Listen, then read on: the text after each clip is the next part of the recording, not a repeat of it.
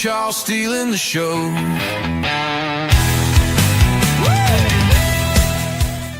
Welcome to the Real Smoke Podcast with your hosts, Mick and Charles, the podcast that's all about real people, real cigars, and real smoke. Coming to you live from the Real Smoke Virtual Cigar Lounge, bringing you the best of cigars, whiskey, and all the good times in between. It's more than just a podcast, it's a community of cigar lovers. So grab your favorite smoke, pour a drink, and join us as we dive into all things cigars, whiskey, and just having a damn good time. This is the Real Smoke Podcast. What's up, everybody? Welcome to episode 45 of the Real Smoke Podcast. We are your hosts. That dude over there, that be Mick, I be Charles, and we are here hoping to have a freaking good time. But before we start, let's kick everything off with some words from the one and only Cigar Vault in Oakdale. Hey guys, it's Norm with the Cigar Vault Oakdale. As you know, we are a small boutique shop located outside of Pittsburgh, Pennsylvania. You could find us online at www.thecigarvault.com. First, I got a microphone, so Mick and Charlie don't have to yell at me anymore about sounding low when I send them videos. Second, let's talk about this August 5-pack that they put together. This has a banger of a lineup. It's cigars that they've talked about on the show and cigars that they're going to be smoking upcoming as well. This is a procured 5-pack that they do the selection for. They send it to me and we assemble it, put it together, and we put these pretty cool holographic stickers on them. So use your coupon code, that Real Smoke 10 coupon code, get your 10% off, support Mick and Charlie, and by supporting them you support us. We are genuinely appreciative of everything that you guys do, and as always, stay tuned to this episode and future episodes of the Real Smoke Podcast. Thank you.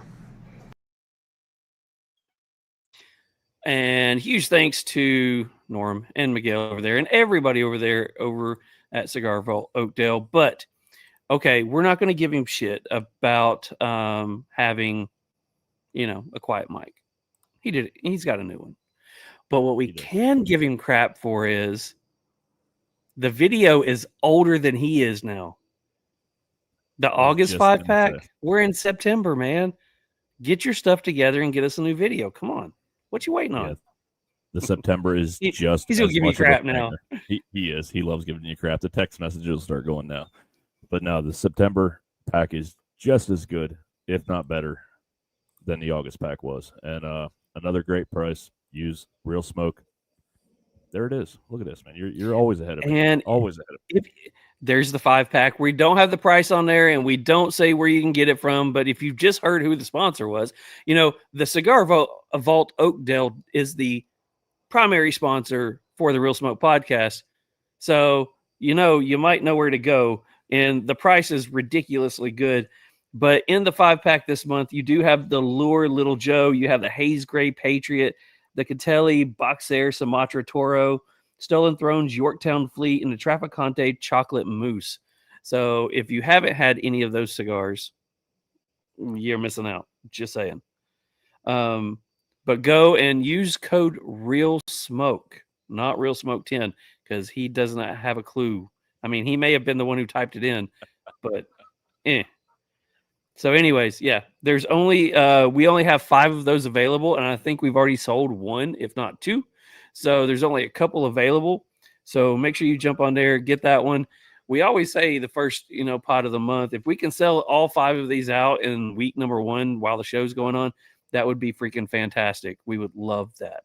So go check them out and use code Real Smoke and go buy that up. You'll love it. Yeah, I threatened it last month, but if you don't buy them all, I'm going to buy one. Charles may buy one. So just buy them. They're a great 5-pack. So how's your week going, man? It's going pretty good. Busy, really busy. Just going through here and looking at, we've already got, we got comments going nuts in here. Wow. Okay. We got Steve. Here's the new name, Steve McCabe. He's got wine poured and he's ready. Colleen McCabe. I hope they're related. If not, y'all share a really good name. Needs another glass. Brent Hogan's on here and said going to be a great show. Hope so. Having the PR49 from Katie Cigars tonight. Hologram says, let's freaking go, man. There we go. The Smoking Samsa says he's here. New Zealand is represented. Hello, everyone from Colby. Steve's on here, and he says, and I guess he was waiting for everything to kick in. StreamYard's being a little bit slow today. Just saying. Just saying. Hologram's on here. He's everywhere. He says, what's up? Big Bear's on here. Cigars with Angels on here. Jordan's on here. We have everybody in the house tonight. Damn. Josephus on here. He says, do the YouTube things. That's Steve says, first time on here. Guys, make sure you do us a favor. Make sure you hit the like and subscribe button. We need to get those numbers up. We keep getting told we got those rookie numbers. We're not as good as we don't have as many people as Cigar Dudes podcast. They're the big people. We're just the little people. So anyways, maybe y'all can help us out and at least get us within 1,000 of them. We would like to be right under 1,000 from them. So help us out. Anyways, Colleen says we're married. Awesome. Me and Charles are too. Congratulations. We are too. wait. We're special friends. Just anyways. So how's your day going? Man, it's good. Another long week. Hot as balls out this week in Memphis again. The people across that cool weather did not last, did it? No, I truly enjoyed that last week, man. I'm sitting here sweating. Just sweating. But the apartment right next door, they apparently decided right now at 7:07 p.m. Central Time, they decided to start working on putting a new roof on in the apartment building next door. So if I end up muted or you think there's gunshots, because it is Memphis, there could very well be gunshots. It's not gunshots. It's somebody that decided. We've heard gunshots on here before. We have. Yeah, like 2 or 3 times for sure. But yeah, just wanted to give everybody that warning. I also wanted to say our Falcons still suck. Figured I'd lead in with that a little bit. I'm hopeful with the youth, but it was not a good showing the first week. It had me yelling at the TV again and frustrated at life decisions. But well, I found it funny that I messaged you because I can't get it. It's blacked out where I'm at, so I don't have a place local that I can go to and watch it. So I sent you a message just asking if you're watching the game. And I saw that they had scored within the first few minutes, and you're like, damn, they're looking good, looking great. And then the next text I get from you is, I think I frightened everybody in here because I was screaming at the TV. And it's like, oh, okay. Yeah. And then I saw how they lost, and it was like, ugh. Yeah, terrible. Missed field goal to end it, but just bad coaching decisions. I've said I'm telling you, Koo's got to go. I said that last year. Koo's got to go. I'm not going into detail, but Raheem Morris, their head coach, stands there and looks at the scoreboard the entire time. He don't even have a clipboard in his hand. He has no clue what's going on during the game. It's the most frustrating thing to watch. But you know what? I'll be tuned back in again this Sunday, pissed off and yelling at the TV, but it'll be all right. I'm a diehard fan. Hey, we're glutton for punishment. At least we can agree that we both love a sucky football team. Cheers to that. 100%. Cheers to that. Absolutely. So I'm gonna jump on my soapbox. I've never done this. I've never tried to do a monologue. I even kind of wrote it up tonight, but I felt compelled to do this. I'm just gonna stay calm and read my little monologue here, and I want to hopefully this gets a little feedback in the comments. Hopefully it comes across the way I want it to. I've never been great at giving speeches. They're all great when I write them up here and even when I put them on paper. But when I actually try to give them, it never works out well. So I'm going to try to keep this under like a minute and a half, 2 minutes. But we'll see how this goes. Well, so I'm glad that you're giving this one because, as we've said before, we both thought the same thing at the same time. Happens a lot. We do. There's a lot of times where my cooler head prevails. Today, it's not one of those times. So I'm so glad you're taking this one on. So comments, let's have some fun in there. I'm gonna go join you in the comments. I'm gonna go sit back and smoke my cigar and join people in the comments. You go at it. I'm gonna try to keep this under a minute and a half, 2 minutes, just so we're not tying up the cigar dude sitting back here in the background. But I'm gonna use this as my soapbox for the next couple minutes. If you don't agree with what I'm saying, tune out. It's okay. We kind of have a voice. We kind of have a platform here as a podcast. It's not as big as we'd like sometimes, but I hopefully this one will get out maybe a little further than this show. We don't talk politics on this show, and tonight is not any different. But if what happened to Charlie Kirk yesterday doesn't somehow affect you or upset you, there's something wrong in society. He was one of the greatest debaters of our lifetime, always respectful, and came at you with facts, no matter what, whichever side of the aisle you were on. Did not matter which side of the aisle you were on. He would have that conversation, that debate with you. There were times that he agreed to disagree, but he always wanted to have that debate and actually talk about it. We're missing that these days. Whatever happened to the days of just agreeing to disagree, or even an old-fashioned fist fight? Many fist fights have happened over the years where at the end of the day, people went and had a beer together or sat down together and talked it over, even if it was a little too late. Somebody had a bloody nose or a broken nose. But why is violence always the first thing that we resort to? Why is it always pulling a gun on somebody or loss of life? I'm going to tie this into Memphis a little bit. I'm currently living here. It's a great historical city. So many amazing things here. The wife and I talk about it all the time.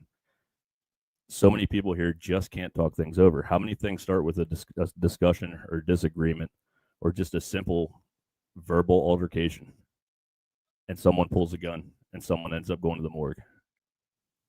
Trust me, I'm not against violence. If you come at my family or you come at my close friends or you come at me in a certain way, there's going to be violence. But it should never be the first thing we resort to. As a whole, whatever happened to talking? I think we should sit down. The world's not always black and white, but I think sometimes we need to sit down, slow down, maybe even over a cigar, and enjoy the conversation. It's truly not that difficult. Much love.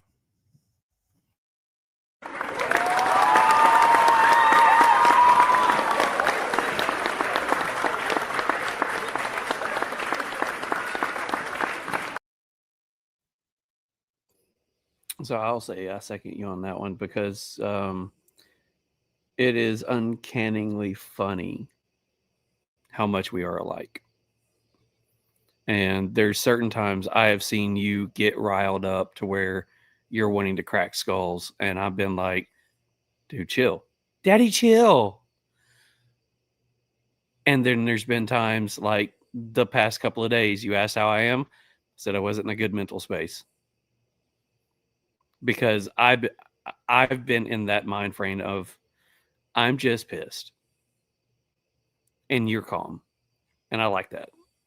So I agree with everything you said. I mean, there was a time to where me and you could talk whether the sky is blue, and you say no, it's not blue, it's gray, and we're going to argue about it. And then at the end of the day, it's like, you know what? Just I'm tired of arguing. You want a beer? Or if we got into a fight, you're either going to break my nose or I'm going to break your nose. But afterwards, we understand where we both stand and we're done with it. But there's none of that anymore. Never.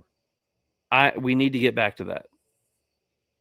100%. So, and I think anyway. This community exemplifies that. It really does. This community brings people in and brings people together to talk. And I felt like this is a platform that this may touch a few people in because, hopefully once it gets on YouTube, it stays there a while. So. Because this platform, we are known. Cigar smokers are known for being able to sit in a lounge and smoke a cigar and debate and talk and actually have, intelligent conversation and still be able to sit there and enjoy the rest of that cigar. I'm not saying that cigar smoking makes you smarter. What? But just saying. Anyways, good segue into saying we can bring on some wiser people, some more talented people, some better looking people. We could bring on the Cigar Dudes. I mean, we could. They got the looks, the talent. They got the moves like Jagger. You want to bring them on? I think we should. All right. But we got to do something real first. Whoa, rear it back. We got a cigar. Are we smoking a cigar tonight? I am. I think you are as well. You are? I think I am too. We do have a cigar that we are smoking, and that cigar is brought to us by our brother over at 13 Knives. Are you ready for a lullaby? Sure. Why not? Hey, boys and girls. I wanted to read you a story about the three little cutters. Once upon a time, there were three little cutters. Daddy Cutter, Mama Cutter, and Badass Bulldog Cutter. The Daddy Cutter came out in 2020, and some people thought it looked too much like other cutters. A year later, Mama Cutter came out, and some people thought it looked like Daddy Cutter. Given the times, oh well, let's be original. So in late 22, Badass Bulldog Cutter was born. Badass Bulldog Cutter is a cleaver-style cutter with a bottle opener made from 1095 high-carbon steel that I get right here in the US of A with US source materials. And those who have bought the Badass Bulldog Cutter have lived happily ever after. So quit looking for your glass slipper and buy yourself a Bulldog Cutter. Love it every time. And tonight's cigar that we are smoking is... Tonight we are smoking the Crowned Heads Las Calaveras 2025 wrapper, Mexican and San Andreas. Ish can correct me later. Colorado shade, Nicaraguan. Miller is also Nicaraguan. And that price, you see it right there on your screen. And that's brought to you by 13 Knives. I've had a few of these cigars and absolutely enjoy them, but we do need to bring our guest on tonight. Tonight's guests are brought to you by Destination Cigars. Step into the world of cigars like never before at Destination Cigar Lounge, home of the exclusive Allegory cigar brand. Whether you're kicking back at Governor's Crossing in Sevierville, Tennessee, or savoring the vibes at New River in Beckley, West Virginia, or soaking up the rich aromas at Almost Havana and Hurricane, West Virginia, every visit is an adventure. From top-tier cigars to expert recommendations and a laid-back atmosphere, the perfect place to relax, connect, and enjoy the craft. If you are looking for bold, unforgettable flavors, escape to the world of Allegory cigars. Kick back with the rich Mexican San Andreas dividend, enjoy the smooth intrigue of the censored Sumatra, or fire up the bold, flavorful Escape Habano. For more information, you can follow them on Instagram at destination_cigars, or you can explore more by visiting them online at destinationcigarlounge.com, or take a journey to one of their 3 locations in West Virginia and Tennessee. No matter where your cigar journey takes you, every blend is an experience worth savoring. Where the road ends, the perfect smoke begins at Destination Cigar Lounge. So guys, go check them out. Go check out Destination Cigars. They do have 3 lounges, in 2 in West Virginia, 1 in Tennessee. They do have a brand that they put out a couple of years ago called Allegory Cigars. Really, really fantastic price cigars. Most of the cigars under $10 a piece, and they are fantastic, enjoyable smokes. They punch well above their weight class. So go check them out. See what you think. Let us know. Uncle Mitch loves them. Uncle Mitch sent me their whole line. They are pretty solid. I enjoyed all of them. Nice. So we do have 2 people we need to bring on here. We do have 2/3 of the Cigar Dudes podcast. We have the one and only Randy, and we have the man, the wealth of knowledge, the encyclopedia of cigars. We have none other than Ish. What's up, fellas? What's up, guys? Everything good. Randy, don't forget. Hey, Randy, you're on mute. You newbie. I know you've never done a podcast before. I know that you've never been on this platform. I've never had to unmute myself on the deal, so I don't know why it was muted, but I was taking a nap and no didn't want y'all to hear me snoring. Sorry, partner, but that's no excuses. You would have Damn rookie. before we start. So, anyways, how you guys doing? Make sure your mic is on. That's what you meant by that. I've never seen it. I've never had that happen. Okay, I'll learn something. Anytime I send when I send everybody back to the green room, I mute everybody, because there's one episode that I didn't mute everybody and the intro was going on and somebody sneezed, and you can hear a sneeze in the intro, and it's like, okay, everybody goes on mute. I got Nothing wrong you. with that. So what's going on? No, man. Thanks for joining us, guys. We absolutely we've been Thank you fans for of the having us. show for a long time. We've had Ish on before. Randy, it's your first time. It's not going to be your last. But First. we've been fans of your show, so it only made sense to bring these two shows together and have a little fun tonight. Same here, man. Hey, Ish, Colleen says, I saved my glass of wine just for you. Cigars with Angel says, oh, damn, I was right the other day. John lost his spot.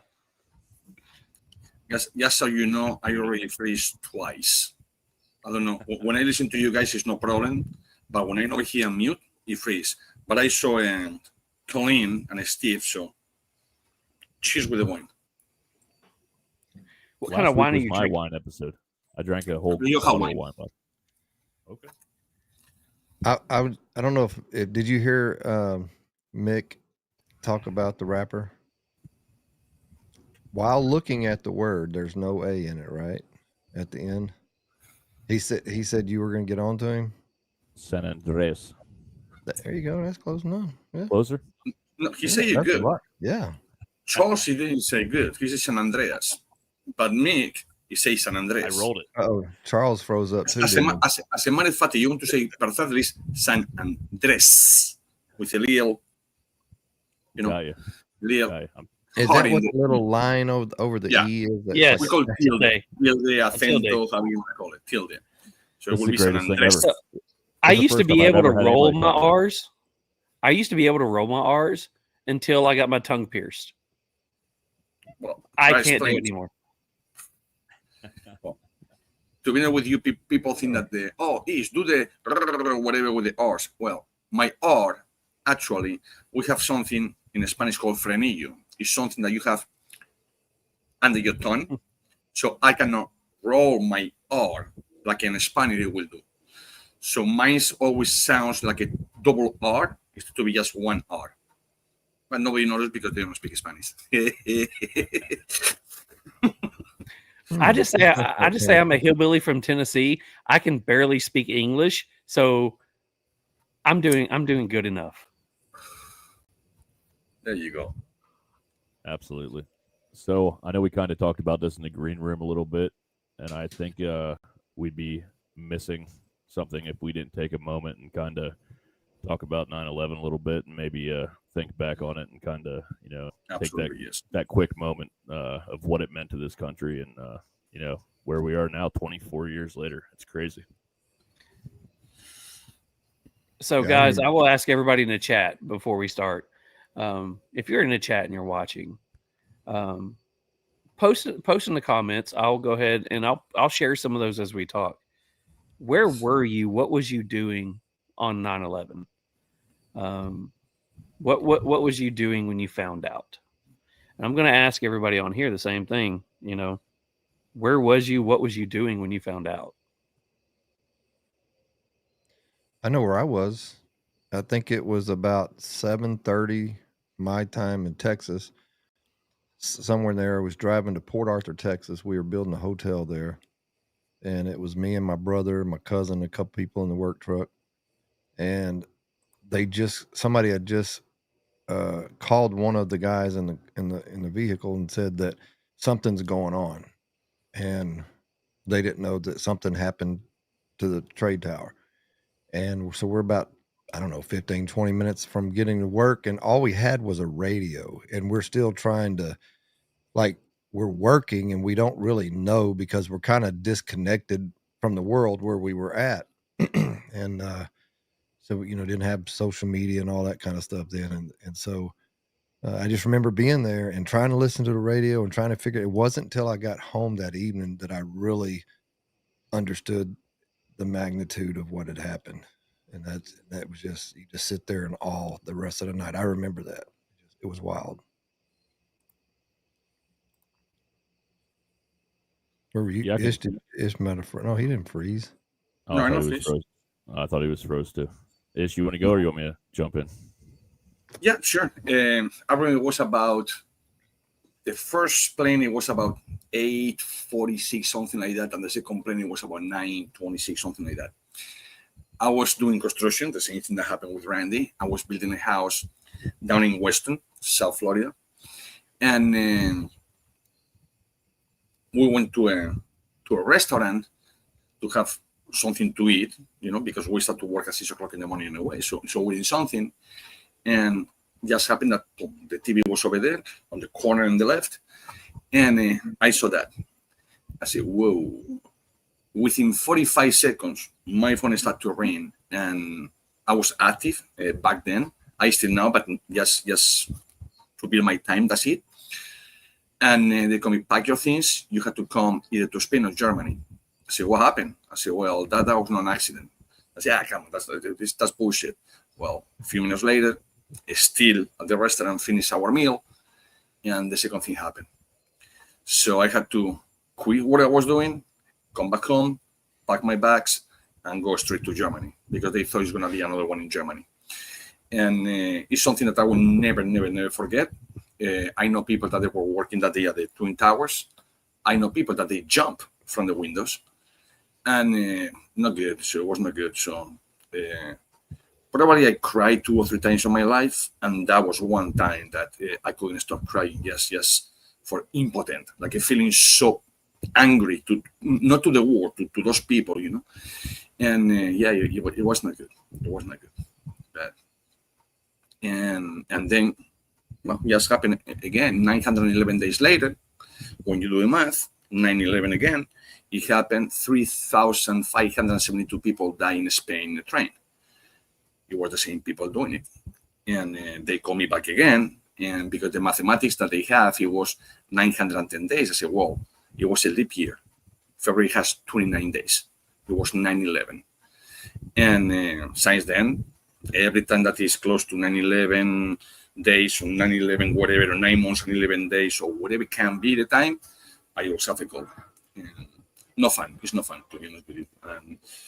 Well, I'm sorry for what happened. Nothing we can do about it. And that was devastating. I know to this day, people in Cigar Fanatics that they were firefighters that day at the event, that they had to retire with lung not cancer, but with lung problems and all that thing. Police over there, friends of mine that they moved to Florida, that they had the same problem. A lot of people with PTSD for that day. And like I said, it's something that, why? That's why, you can explain. That's the matter. Human beings,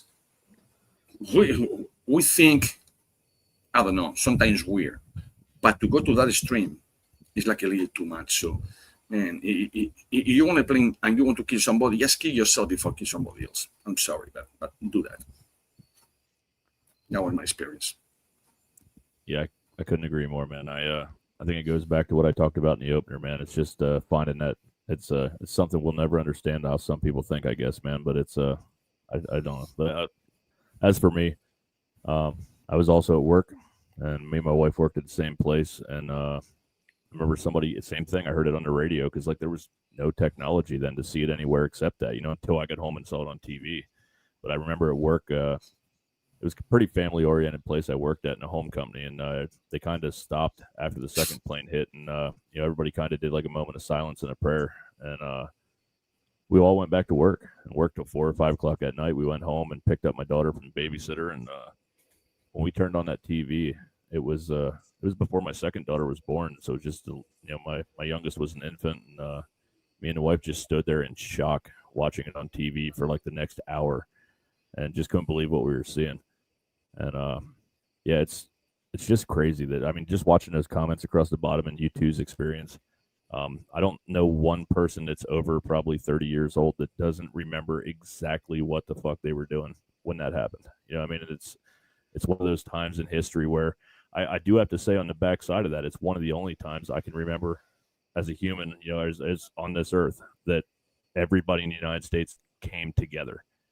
And it was a weird time with that. There was some kind of weird brotherhood. Everybody was proud to be an American at that point, for a while after that. And it was something that I don't think anyone will ever forget. I will say that mine was, I was a few months out of high school. It was in the period where I knew my family was moving. I was getting ready to move as well. We lived in Kentucky, so they were moving back to Tennessee. I was moving over to Central Kentucky, over in Lexington. And my final year of high school, I was doing a lot of fighting around, between New York and Florida and Kentucky and Tennessee. And during training, within 6 months, I had blown out my knee twice. And this was when I was a senior in high school, leaving junior, going into senior. And I was being recruited by, I scored top 3% in the state on my ASVAB test. So I was being recruited from every branch of the military, signing bonuses upon signing bonus. You can have any MOS you want. It was one of those things where I was being recruited like I was a football player. And I decided I was going to go. I get hurt. They get my medicals and stuff like that. And they determined that I was unfit. So I go to every branch of the military and I try to get in and get basically told the same thing. I will not pass basic training. So I graduate high school, didn't do too well in school, but graduated high school, woke up one morning, rolled out of bed, walked downstairs, just turned on the TV. I guess my dad had been watching Fox News that night when he went to bed. And so that was the first channel that popped up because, it's not streaming anymore. It's regular TV. So when it popped up, the first thing that was on there was the first tower had already been hit. And within minutes of me watching that, the second tower got hit. And I remember being so mad that I couldn't enlist. I could not go and do something. And I remember that being the first reaction was, I mean, just like what we talked about in the opener, it's one of the very few times I am the very, very restrained. I have a very short temper, but that it takes a lot to get on that. And I remember it's one of the very few times I was physically and violently mad that I could not do something. And it is, again, it has pissed me off ever since that, the career path that I've ended up choosing and, being somebody that was in the, a competitive fighter, I ended up getting hurt. That kept me from doing that. So that's where I was at. But going through some of these messages on here, and Colony says, I was in my swimming pool. Steve called from work to tell me it happened. Went directly to the hospital to help with blood drive. That's awesome. Mitch is on here in Jackson Beach, Florida, working at the post office, heading to a meeting. Steve says is working at the fire station and was on duty on the ambulance. We turned on TV and it was just horrific. And Ancestry Cigars is on here. Just had gotten out of the military in March of 2001. Was at college and was woken up and told the current and prior military need to report to the arena. Psalmsis, our brother over in New Zealand, sleeping. I was 13 and woke up for school. My mom told me someone attacked America. Dad said, the world has changed. I said, can I join the army now? Dad laughed. Mom cried. Mashbill says, is teaching plasma etching vacuum pump class at Intel in Colorado Springs and got called to a meeting room. Jordan says, was at home with my mom, yelled at the tower my uncle worked in, just got hit by a plane. I came in just in time to watch the second plane hit. Oh my gosh. I was headed to college, Cigars with Angel. I was headed to college and classes were canceled and went to my parents' house to watch the news. I was also scared as hell because my sister ran into the house with her car and shook the entire house. Josefa says, I was bearing cable at Charlotte Hornet's house. He came to the door nude. Okay. TV was playing at the same time. It was before the second plane hit. My dad called and said, okay. I went later that day to the Marine recruiting office. The line was out the door. I will tell you this. I know for a fact I had so many friends join that week and they said the same thing. Every branch of the military the recruiter's office was lined out the door. On 9/11, I was in lockdown for 24 hours in a clubhouse in Italy when I was in the military. Smoking Baroness says, company I worked for at the time, corporate offices was in one of the buildings. They let us all go home around noon. There were coworkers we didn't hear from for days. Brent says he was in 8th grade algebra, first block. I remember them announcing it on the intercom, and shortly after they rolled in a TV for us all to watch it. That's crazy. My uncle went home the night before, thank God. Okay, so his uncle was not in the building when. Okay, good. I flew today on a plane from Atlanta. It had 93 open seats. Wow. That's crazy. Remember, American Airlines, they were giving flights for $1 after that. So they were losing millions at the time just for that. So people, they get back to fly or whatever, because of course it's horrific. So the turmoil and the how you I don't care if you're in the military or first responder or yes, I'm a civilian. We have senses, and you can sense things. And you say, well, if this happened, I don't want to be in the next plane. And when people were dropping to $1, when they come in to go to Germany that day, I don't pay anything at all. But people were flying from Miami to Germany for $7.50. Put it that way. Wow. Yeah, just to motivate people to fly again. And of course, we all know, and it's bad to say it, but we all know money is motivation. So you can save something, you say, okay, it's not going to happen again, so let's go, $7.50, let's go. So yeah, it was bad. It's very bad. I'll never forget, we flew that November right after that down to Florida from Pennsylvania to see my wife's family. And we were all nervous as shit. We'd flown 100 times, and we had to get over it. We're like, let's go, but I did write down a couple things, and then I'll quit stealing the mic here. 24 years ago, 3G had just started. Phones were focused on digital and voice text. So there was nothing, there was no other way for media. They also Nokia introduced the first color displays on phones. The first iPod dropped. Dial-up internet was now a new thing. Charles still has it. And Wikipedia emerged as a big online presence on dial-up.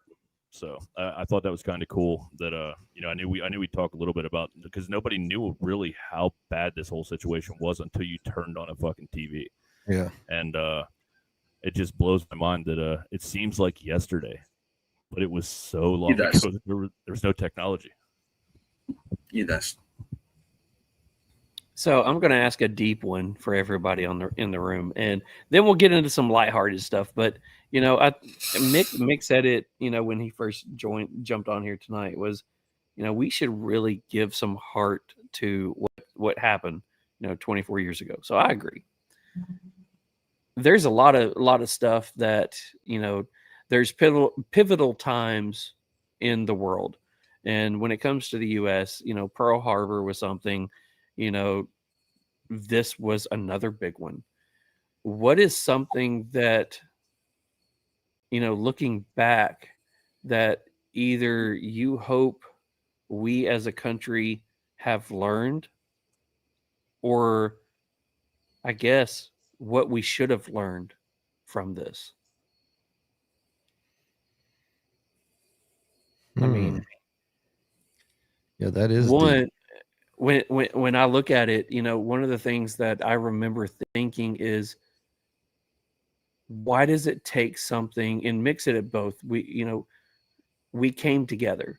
Why does it take something horrific like this to happen for us to come together? But then why are we so quickly to let that go? Yeah, it's been 24 years, but why? We realize that we are stronger when we're together. Why do we so quickly let that go? And that's one thing that's been on my mind. That stays on my mind.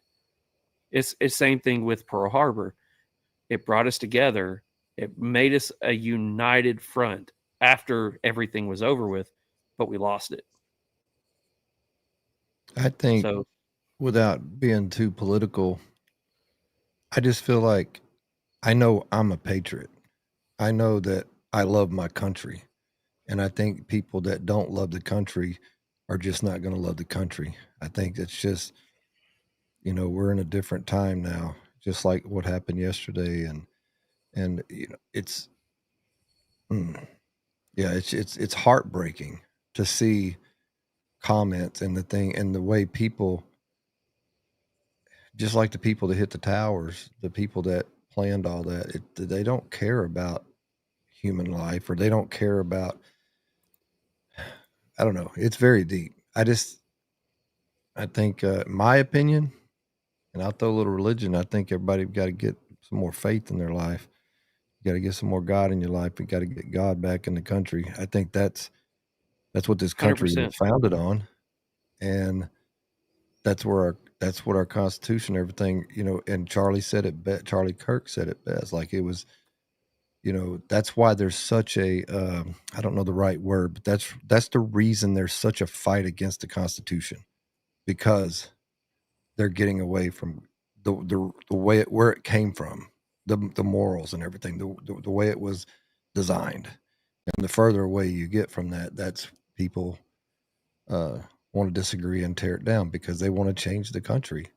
And I think there's still enough patriots out there that we are the ones that are going to fight for. I've always been that guy that if I saw somebody in need, like, I'm talking just something silly, like an older person, woman, man, can't cross the road, I'm going to jump in and help them cross the road. People today would rather push them down or trip them, some of them, to get views or to laugh.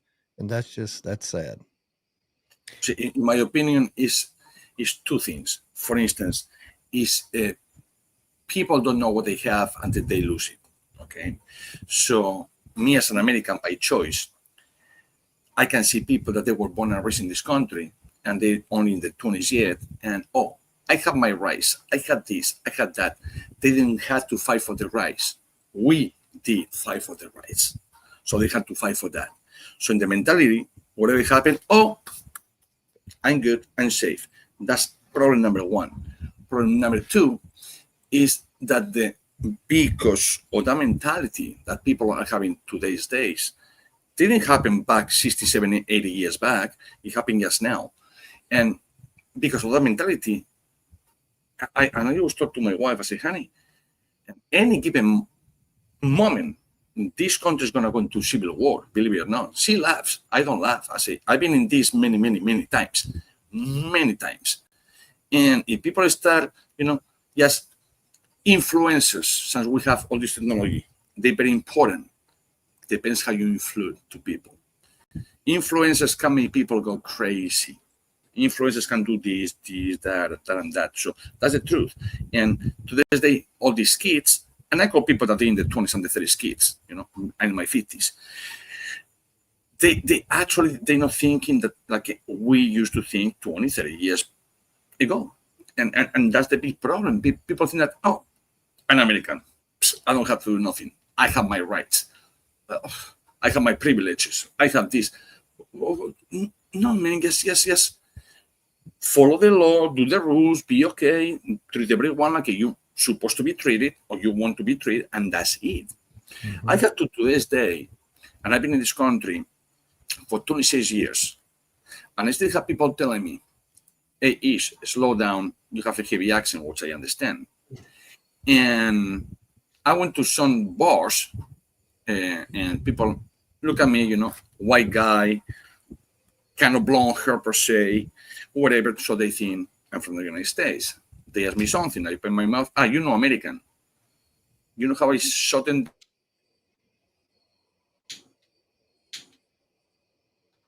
How do you shut them up? I was out, sorry. So what I said, what I shut them down when they told me that? American. I said, well, I want to tell you something. I'm American. I have my naturalization, I have my passport.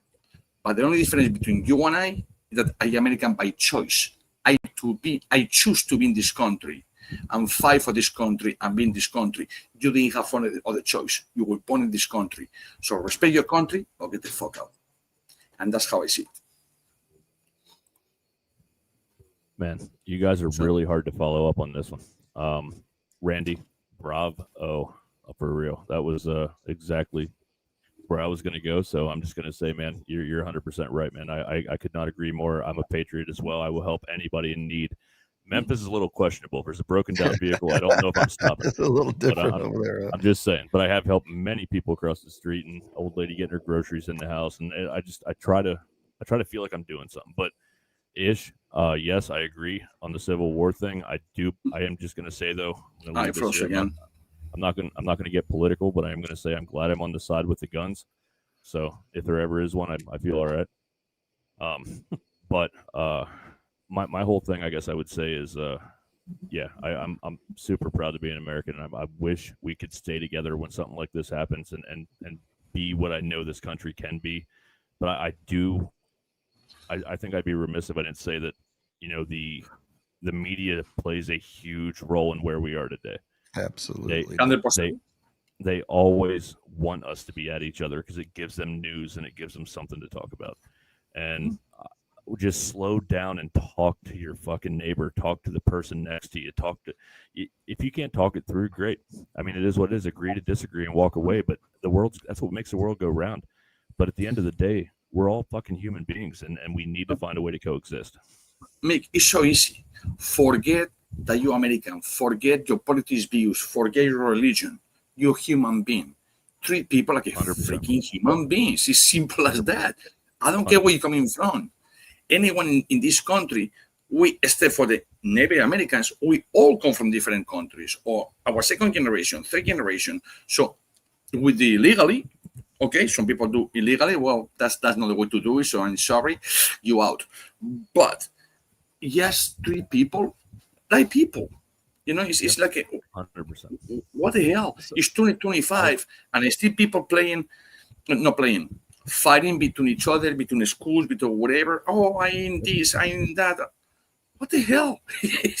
Are you really? I've met so many great people of every race, religion, political background. I've met so many great people in everyone. And at the end of the day, it comes down to, how are you going to treat me and my family? You know what I mean? That's all it is. And I'll treat them with the exact same level of respect. I always put the same example to people. I say, okay, I'm a guy from Spain, Europe. Become an American citizen. Marry to a person that is American citizen because he was born in Brazil, but the family is from Trinidad and Tobago. It was because her mother couldn't fly because it was too much into pregnancy. And the father was working over there with the rigs with the oil. Okay. So, I'm a Spaniard, she's Trinidadian, we are both Americans. We don't care her color skin, my color skin, her religion. She comes from India. I come from Europe. So what? And we still go to places that people will look at us, saying like, what are you guys doing? So what? You don't like us? Don't fucking look. Sorry, don't look. You don't like it? I said, what? At what point people can this crazy? I really don't understand, because again, I'm only 53 years old, it's not only, but 53 years old. And when I came to this country, I was 27. So one more year, it will be half of my life in the United States, half of my life in Europe and other countries. And I never saw in my life so much separation between races and politics and religion that right here in the United States, the greatest country in the world, and we are fucking it up. Why? That's why. So doesn't make any sense. I will say this, my day job, we don't talk about it on here at all. Don't exactly go into what it is. I deal with kids. Okay. And one of the big parts of what my job is, I teach life skill education. Okay. And it's to a lot of younger kids, middle school kids, elementary school, on up into high school. So we do what we call mat chats. We talk about a life skill for a month every day in there. And for some reason, I planned this out 2 years ago. I planned 24 months out of what our topic was going to be. This month's topic is community. So over the last few weeks, we've been talking about what community is, and this week ends our last talk.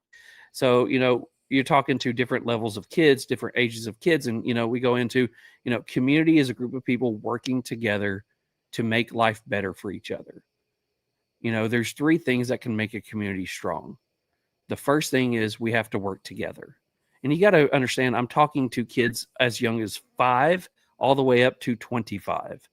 And I call 25-year-olds kids because, that's my kid's age.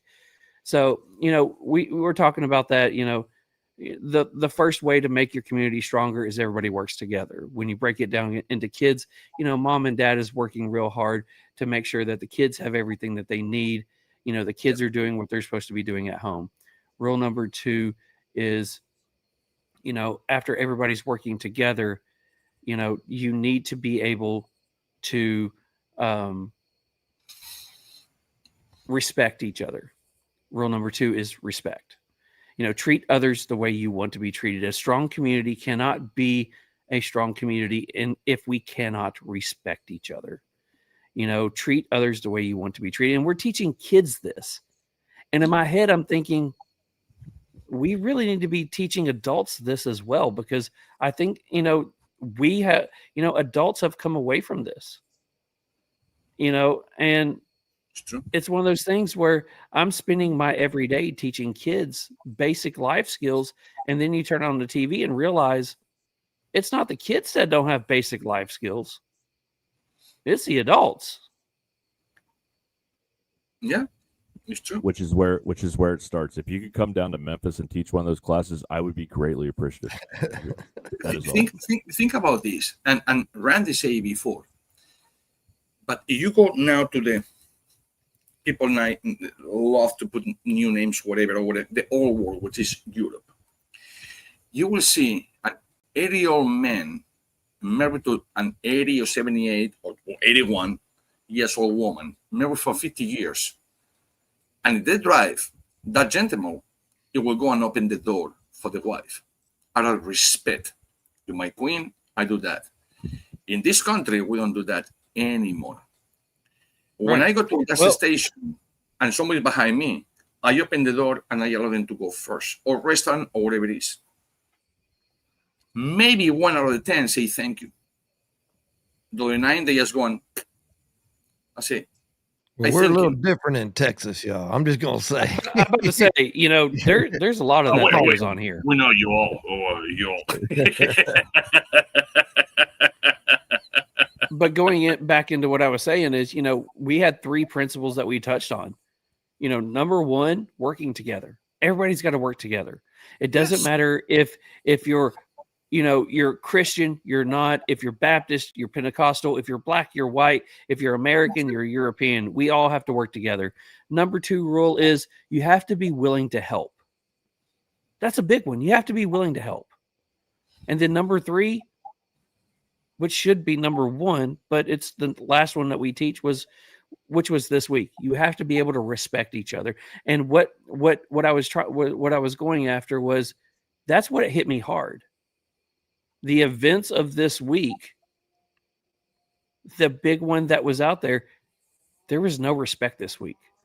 Nobody was willing to sit back and respect the views of each other. And what happened this week was because somebody cannot respect that somebody has a different opinion. See, so Charles, you have to put a number 4. Give me a number 4. I will write it into my curriculum tomorrow. I tell you number 4. Learn to learn. Okay. Listen to learn. If you're not listening, you're not learning. Learn from those people that maybe you just despise them, and maybe become your best friends because you switch different things, nationalities, ideas, whatever. It's learn to learn. Simple as that. If we don't learn from each other, we're nobody. We have 24 life skills that we teach in a 2-year process, and I write them all. I will spend days writing these lessons, these speeches, these homework things for my kids to go through And Mhm. yeah, I will add that into it next week, and I will teach that one next week. Is learn to learn and listen to learn. I'll write that in, and I will teach that one next Please week. say it like Ish does too. You have to say it like Ish does. You have to say, learn to Learn learn, to learn. Learn listen to learn. to Learn I'm just trying to lighten it up Learn just to a touch learn. here because we've It's- been real serious tonight. We're trying to lighten this up a little bit here. No, we'll go later on or whatever. But what happened is that people, the problem is that we hear, but we don't listen. You can hear whatever you want. but There's you a don't reason listen. that God gave us 2 ears and 1 mouth. We need to Yeah. keep one shut while we keep the other 2 open. Absolutely. But if we listen, we might learn something. And we agree or disagree. And if you have questions, remember what we, at our age, we were like a 3, 4, 5 years old and say, but why? Yeah. Or what? Why? And everybody getting he's asking again why. Well, we want the answers. To this day, is not why. It's hey, 2 plus 2 is 25. And people say, 2 plus 2 is 25. Fuck it. Nice. Somebody say it. Well, The I got a number bourbon, 6. the bourbon engineer says, add number 5. If you point out a problem, bring a solution with it. Yes, 100%. If you're willing to bring up a problem, bring a solution. Be the solution. Randy, you got number 6. Yeah, just be Charles, the solution, not the problem. I'm going to tell you something, Charles. And I learned this about 3 years back, which I couldn't believe it. And I had to call to elementary school, high school, and universities and college to verify that it's true. I say, what you mean that now is mathematics is by proximity. Proximity. So it's by proximity.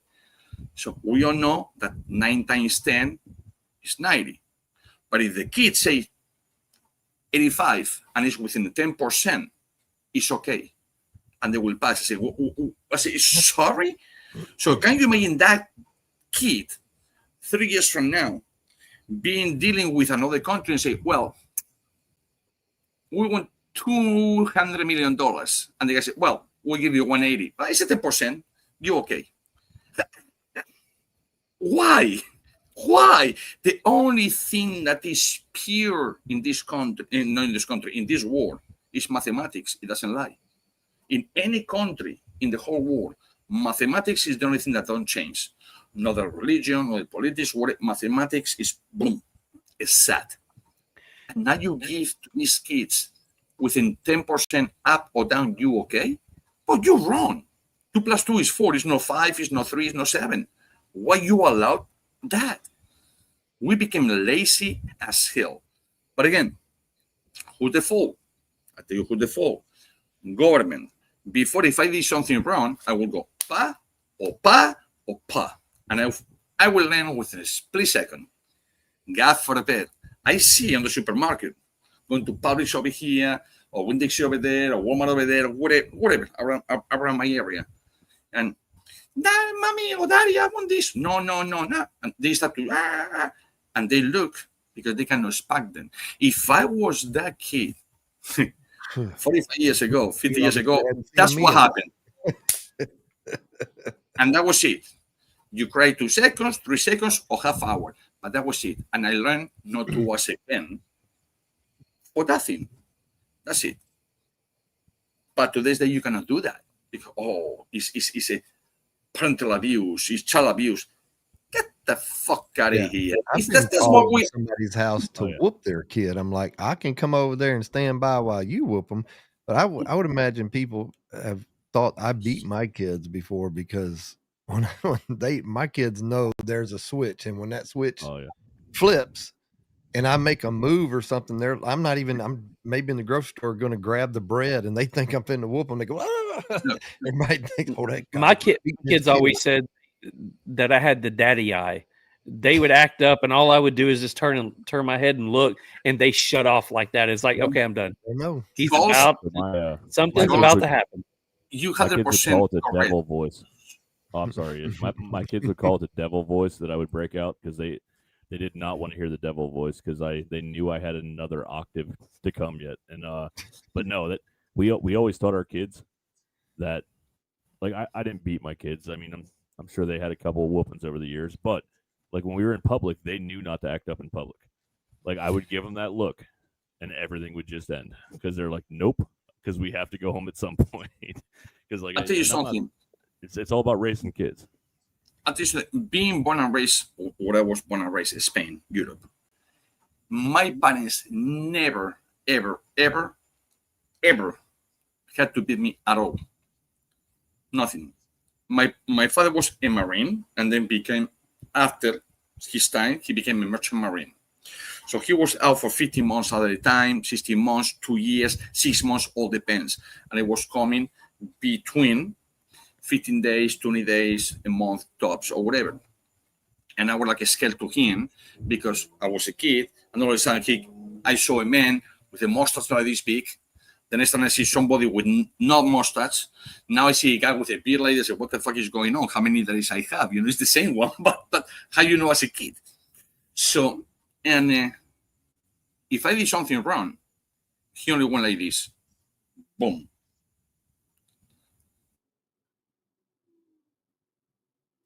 He went just like this, boom, and I'm froze. His timing has been impeccable on his freezes tonight. It's been awesome. Yeah, it is. I love it. Always It is something- amazing. Always happen when I talking. It pissed me off, really. But so what I was saying, if I did something wrong, my father only had to do this, like I usually Charles, like this, boom, and I will be like, and an angel, and they never pay me at all. Now my grandmother in the other side, if I don't need what she cook, well, the brownie will be out. But that's a different story. But and I never respect anyone, and to this day, I don't respect anyone at all. But that's us, our age. When I see people right now, 12, 13 years, 5 years, calling to the mother, how about you a fucking cunt. And I go like this, Oh, man. you 5 years old, and you call your mother a fucking cunt? I say, oh my fucking Lord.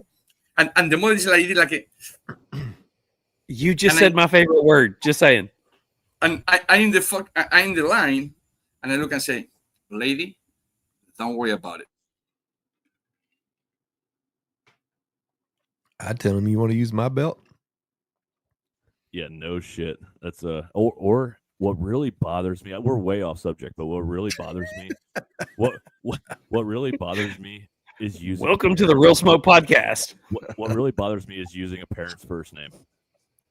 Oh, my yeah. gosh. Oh man, does that go right through me? Do not. See- My kids never did it, but holy shit, I've seen it so much over the years. Oh my god. Well, mine happened a couple of weeks ago, and it happened a couple of times. And I got some young guys that work for me. And again, we're in the teaching field, so we're in there, and they refer to us as Mr. Whoever. Some of our younger guys have referred to us as being referred to as Mr. their first name, and mine is my last name.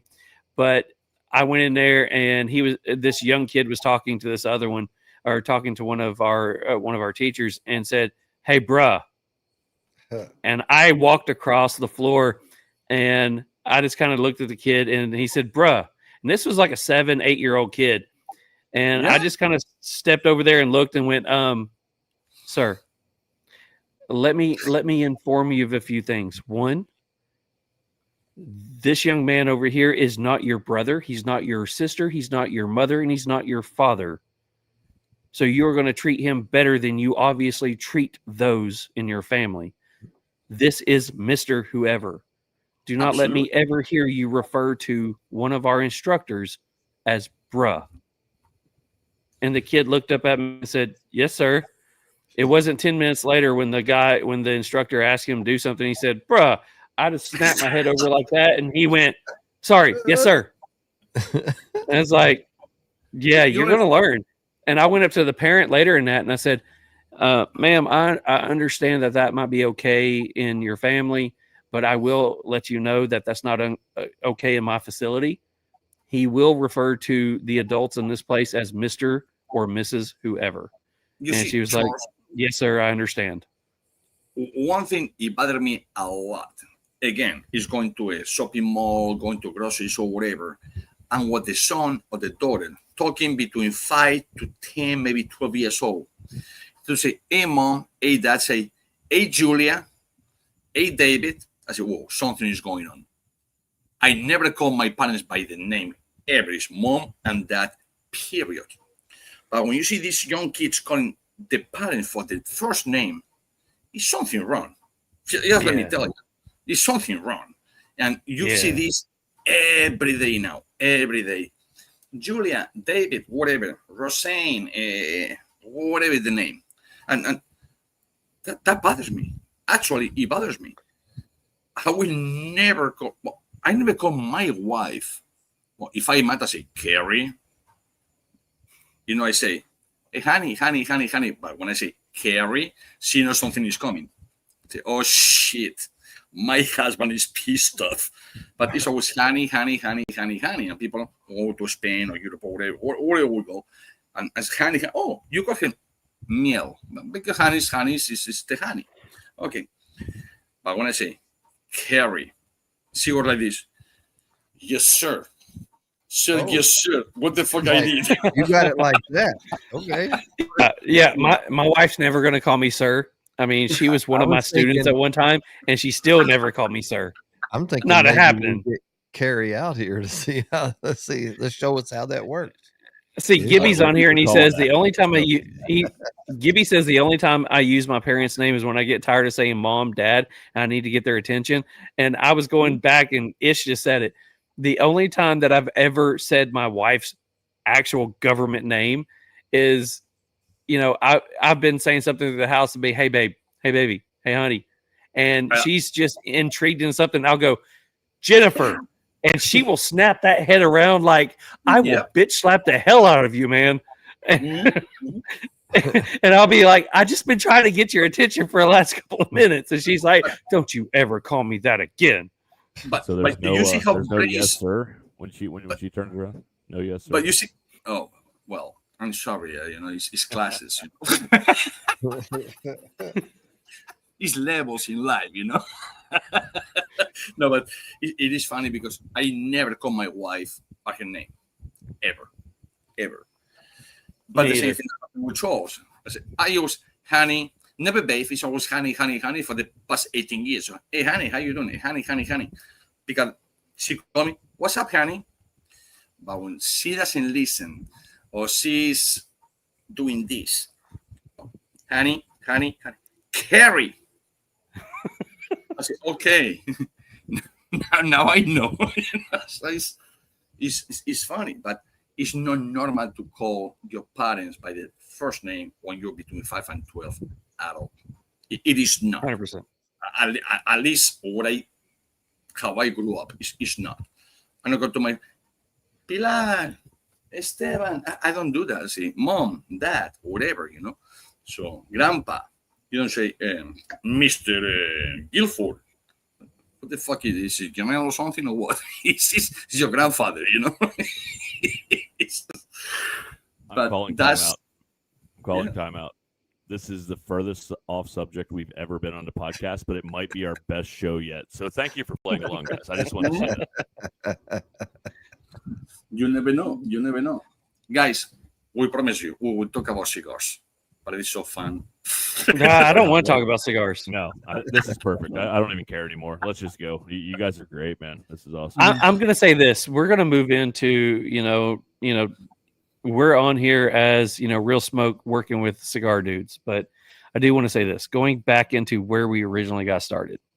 This is 9/11, guys. It doesn't matter if you are, you know, here in the States with us or, you know, as our brother from New Zealand's watching from across the pond, as he would possibly say. Who knows? I don't know. I don't care. But it is a day that needs to be remembered. There was a shit ton of people that lost their lives for absolutely no freaking reason. And I would love to say that as a country, we have learned a lot from it.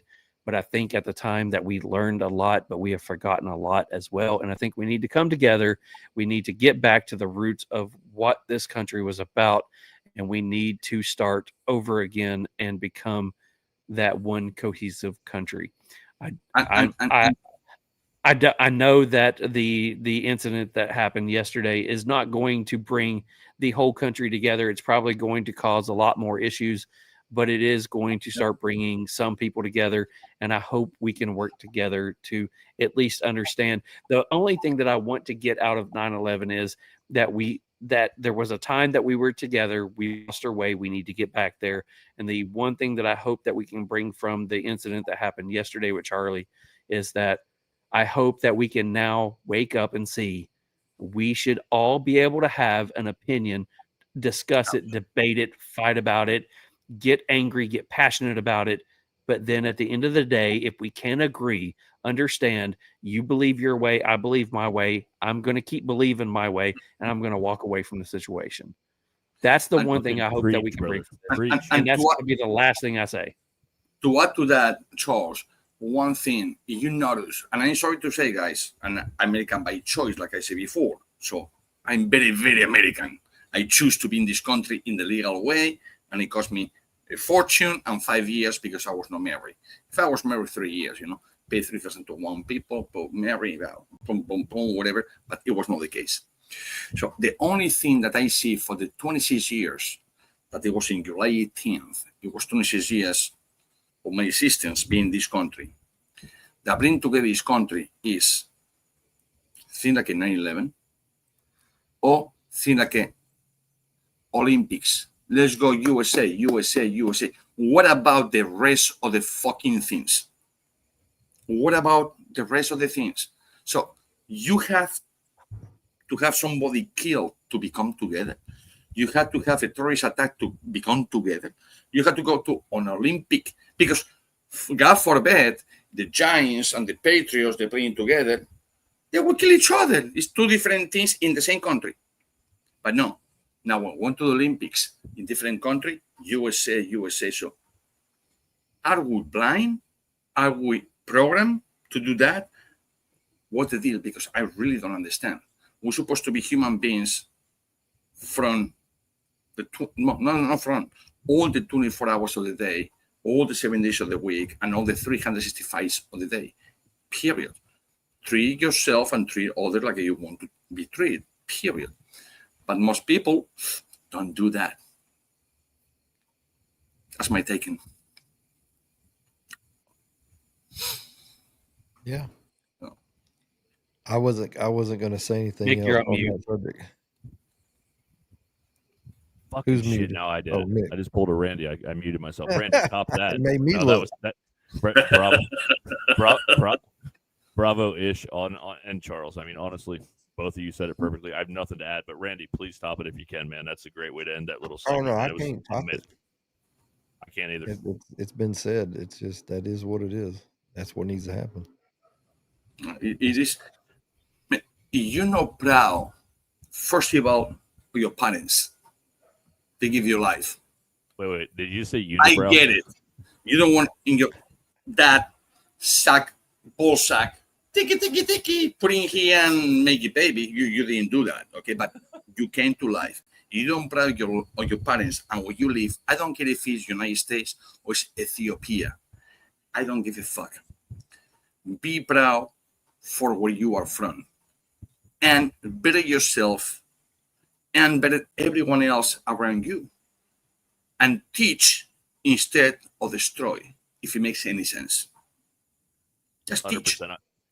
I was confused when you started out with unibrow and ballsack, but everything else made complete sense. I'm 100% on board. So what he was saying was, he said it in his Spanglish, you not proud.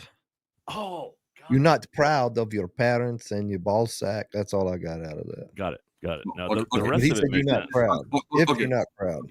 For you guys born and raised in the United States, not being proud choosing American to be over here, not to be, I am American. I want to put it this a little slower. If it was not for your parents' balls and your mom's future, you would not be here. And what I said, no one of us were knocking in our mother's belly to say, hey, I want to be here. When our parents' balls, I want to be here.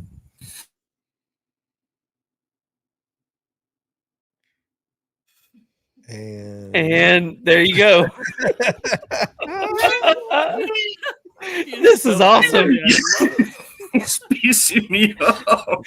I'm just saying, even StreamYard is having a hard time trying to figure this shit out.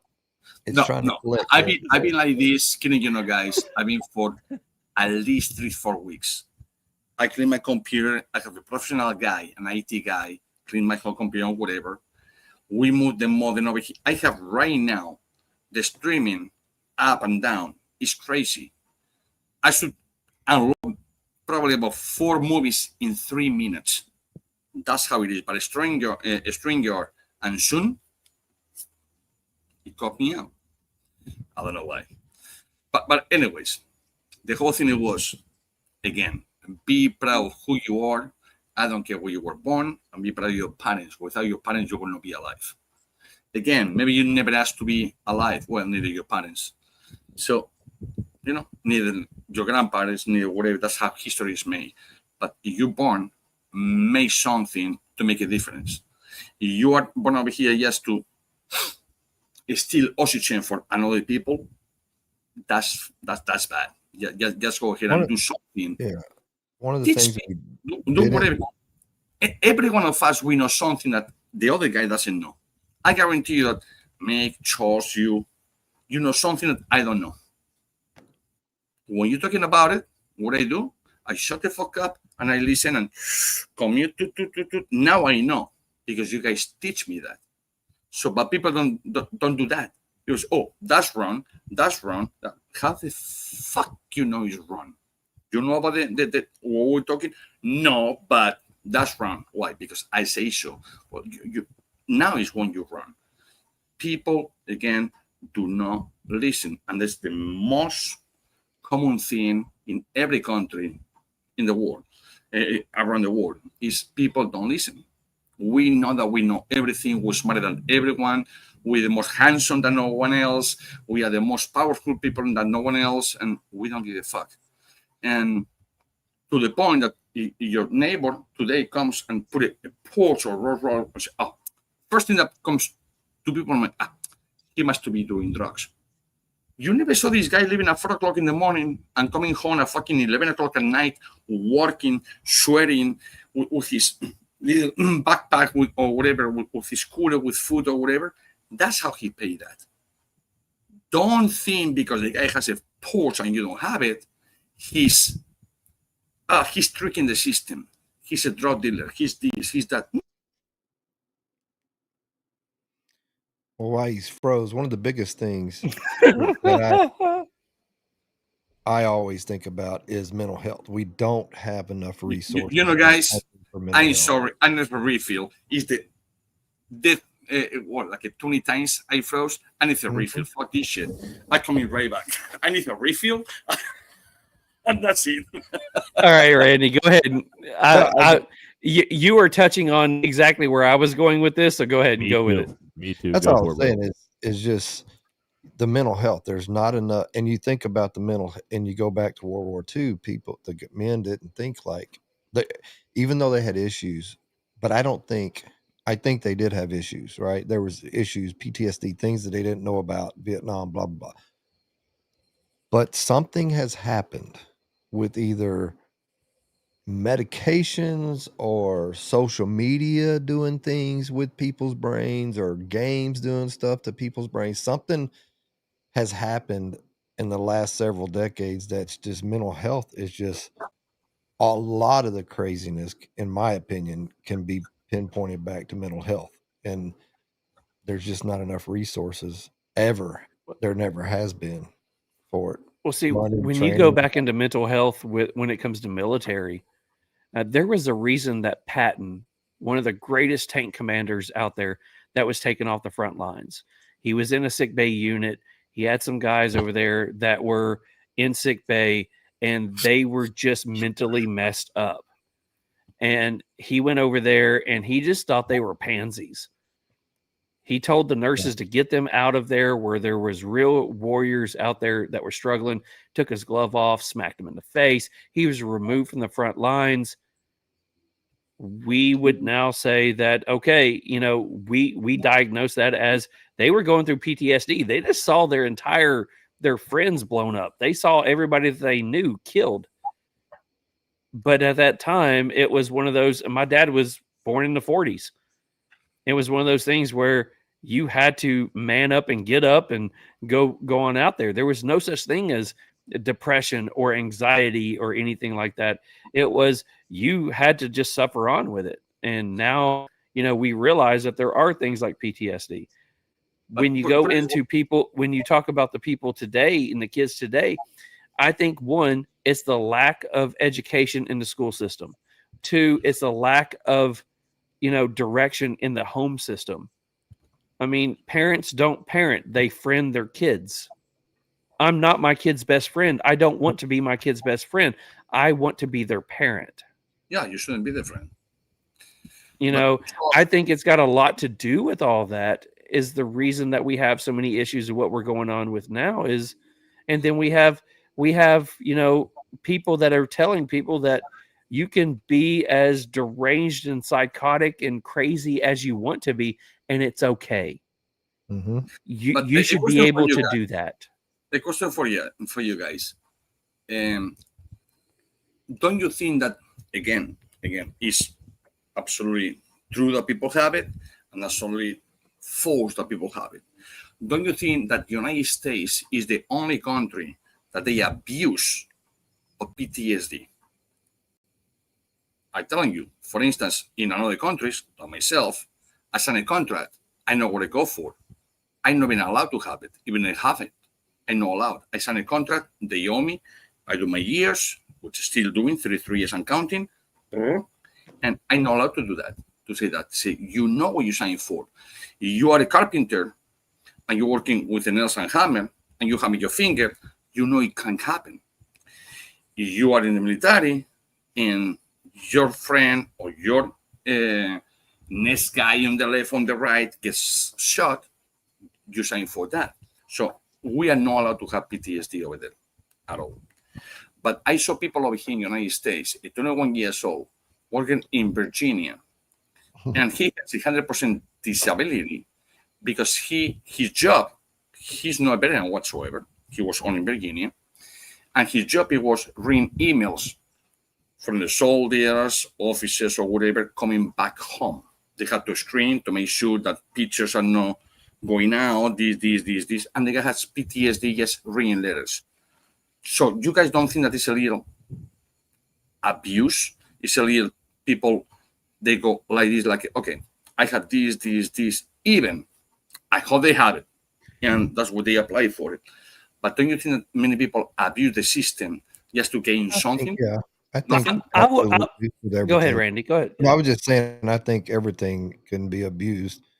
You know, I had PTSD. I'm not military, but I'm law enforcement for 23 years. But I got PTSD years before I became like from a child or from a young teenager or something. Some stuff happened. I've shared that with Ish. Like, and that's what it's different. You know, other than I'll have this dream, and it's the same dream, and it's in reference to law enforcement, that I'll be chasing a bad guy and I'll shoot my Glock and it clicks in the bullet, not a rubber bullet, but the bullet just falls out the end of the gun. And I've heard a lot of law enforcement have that same dream, and that's weird that it's the same, but I don't have it from my job that I know. But I had mental health stuff in my teens, you know, so it's just, but you see stuff. You see stuff just like, well, let me just say this and I'll let you have. My wife's been an ER nurse for 20 something years. I mean, probably close to 25 years. I didn't think about it yesterday, and I got a hold of the video, and I showed her the video of the shot, and I said it's a little graphic, but I'm thinking we've seen stuff together, right? And she's seen lots of stuff in the ER. And when she saw that, she was like, oh my God, like it got her. And I said, oh, I'm sorry. I did not even think that it would affect you. And talking about it today. So, but things like that, people, it can, when other people see that, and it's kind of off topic, but it desensitizes people when they see that stuff on games and videos or their friends. And they, I don't know where I was going with that, but I'll stop. That's called the pile. It's called the pile of years that you have. You're getting old, you forget things, but it's okay, Randy. We got it. We got Mhm. it. Yeah, I will I say. do. I will say. Oh, sorry. Go ahead, Randy. No, I'm just saying No, I do no. forget stuff. What I was talking about, the PTSD is a real thing. It's more than real. Okay, it's more than real. But this country, United States, we are a little more soft than in other countries. You think that you want to, I don't care, you talk Israel, you call Yugoslavia, you call Croatia, Angola, they have PTSD? No. It's called anger. It's called anger. I couldn't do this at the time that I'm supposed to do, and they just bother with that, and that's it. That was my point of the PTSD with people that actually didn't have it because they never went. If you don't put your boots in the ground in different country, you know a bet. Period. You're military, but you know a bet. But for somebody telling me in Virginia, never left Virginia and say, oh, I have PTSD and I have 100% disability at the age of 22, 21, 22, I call that bullshit. Sorry, but I call bullshit. Just because you read emails. So God forbid you watch a fucking movie, horror movie. Nah, you fucked up. You read the Steven Spielberg book. Now you will be fucked up as well. So PTSD is real, guys. Absolutely is real. It is real 100%. But depending on the country that you're allowed to have it or you're not allowed. And Randy, and I'm going to put this, and I never see this ever in any podcast, ever. Over here in the United States, we call best friend. Where I come from is just friends. You don't have a best friend. It's the friend that you just frequent more with them or less or whatever. It's not best friend. I was coming from Thailand. He came from Germany the same day. We land at the same time in the same airport. We went, and the only thing that we were doing is in a bench, just sitting, eating just, how you call it? We call pipas. How you call it? Sunflower seeds. Okay. And one guy came, sulking right here, went through here, and his whole brains, it went into my sunflowers, my face, and all of me. I passed for about 6-7 seconds. I know the guy is dead. And I went like this. And the guy is running and running and running. Well, that was a mistake. He looked like some politician that back in the, you can Google this ETA, like a estimated arrival, but it means Euskadi Taskatasuna. ETA terrorist group is in the Basque Country. I froze for a second. I shouldn't, but I did. It's my friend. We just came to the park to talk. He's going for Germany, from Thailand, whatever. It didn't sound sits. And somebody approached to him from the back and poof, for no reason whatsoever. What? That get me? Absolutely yes. But I know allowed to have PTSD whatsoever. Well, the thing I know, obviously you guys know, is just run, and what happened after that, I will not see in camera, but obviously that guy is not walking the streets today. Yep. Put it that way. I don't have nothing for that, but because I signed a contract saying you want to see this, you can see this. When I came to the United States, by mistake, put it this way, okay, I was alone. I have friends or whatever, but they were working. I was doing nothing, so I was in my car, and I see something. It was a theater. Boom. And I see tons of people going outside smoking. Whatever. I want to see the movie. So I go inside to this place, which is a theater. Actually, it's a theater. And the guy in the left asked me, "What's your name?" I say, Ishmael. The guy in the right, "What's your Ishmael?" The guy below me, Ishmael. Well, all of a sudden, everybody get up and say, Welcome Ishmael was a fucking AA meeting. I didn't know. I didn't know it was an AA meeting. It's a theater. I didn't know they were doing AA meetings in the fucking theater. So I'm like, oh, okay, what's this about? I thought that was a movie. And you were in the break smoking cigars or cigarettes or whatever, drinking coffee. No. That's for people that drink a lot of alcohol. We alcoholics, we cannot have control. I say, well, I drink alcohol. I can control myself. When I can no more, I go to bed. Or I just stop drinking or whatever. So you're not alcoholic? I said, no, I'm not. You don't have a problem with your liver? I said, no, I'm not. So when you came over here, I said, guys, I just came 16 days from Spain. I saw a movie theater.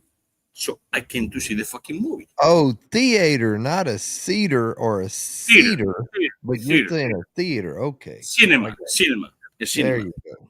That makes more sense. So I was like, what the hell is going on? So everyone had in the United States, yes, whatever you said, they will categorize. Man, leave people live alone. Don't categorize for what you said. Just think, put the whole fucking mix in your brain and say, oh, like you just said right now, oh, he said theater, not theater. Yeah, of course I don't want to see it, but anyways, that's what people don't do. They don't think anymore. I might be wrong, but people don't think anymore, and they put words in their fucking brains, and the brains, it goes to the mouth, and they tell the same words that they were taught to them, like a robots. I might be wrong. I don't know if I'm out of line, but that's how it feels to me, anyways. All right, so I'm going to try to put a pin in this, but I'm going to say I do believe I agree with Randy that, you know, obviously PTSD is a real thing. I do agree that everything can be abused, but I will say that I am also current law enforcement. I don't talk about that on the show, and I've seen some shit. And over the last 2 weeks, I've really seen some shit. But we'll not go into that. But has it affected me now? I don't know. And I also will say that you never know what the brother to your left or to your right's going through. So I will say, I'll leave it at that. I'm not a psychologist. I'm not going to try to analyze anybody, but I am going to say, not saying anybody's right or wrong, but you never know what that person next to you is going through. So Mick, your brain is your brain. Nobody can tell you nothing. I don't care. Like, okay, I treat people that they come in with nonsense or whatever, like a little puppy. A puppy doesn't know better. You try to teach. Takes time to teach. And finally they have it. Now, you teach the right thing or you teach the wrong thing. It's funny, like, oh, it's a neighbor coming. Or it's a dog, bark. And the dog goes bark, bark, bark, bark, bark. But you teach the wrong thing. Teach has to be playful, whatever, blah, blah, blah, and teach whatever. So obviously we are not dogs, we human beings. But I mean, with the PTSD or whatever, people abuse it a lot. Happens, it's real, 100%. It happens. But you can manipulate the system in this country. It's unbelievable. You can manipulate the system with no problem. But think about it. If I don't pay my mortgage in 2 months, they will tell me, get the fuck out of your house. Now, you don't pay your rent in 6 months, it will take another 3 or 4 or 5 months before it's kick you out. You know, I'm a legal citizen, I'm driving, and under the influence, like for instance today, because I have 3 wines, just somebody crash on me and then me blow or whatever, I got a DUI. Well, yeah. But again, depends how you do it. You can go all the way around and make, no, like the other guy did it. So it's the only thing is manipulation is when I don't like at all manipulations. We're supposed to be, you know, you are a person and you have your beliefs. Be true to your beliefs. I don't care what your beliefs are.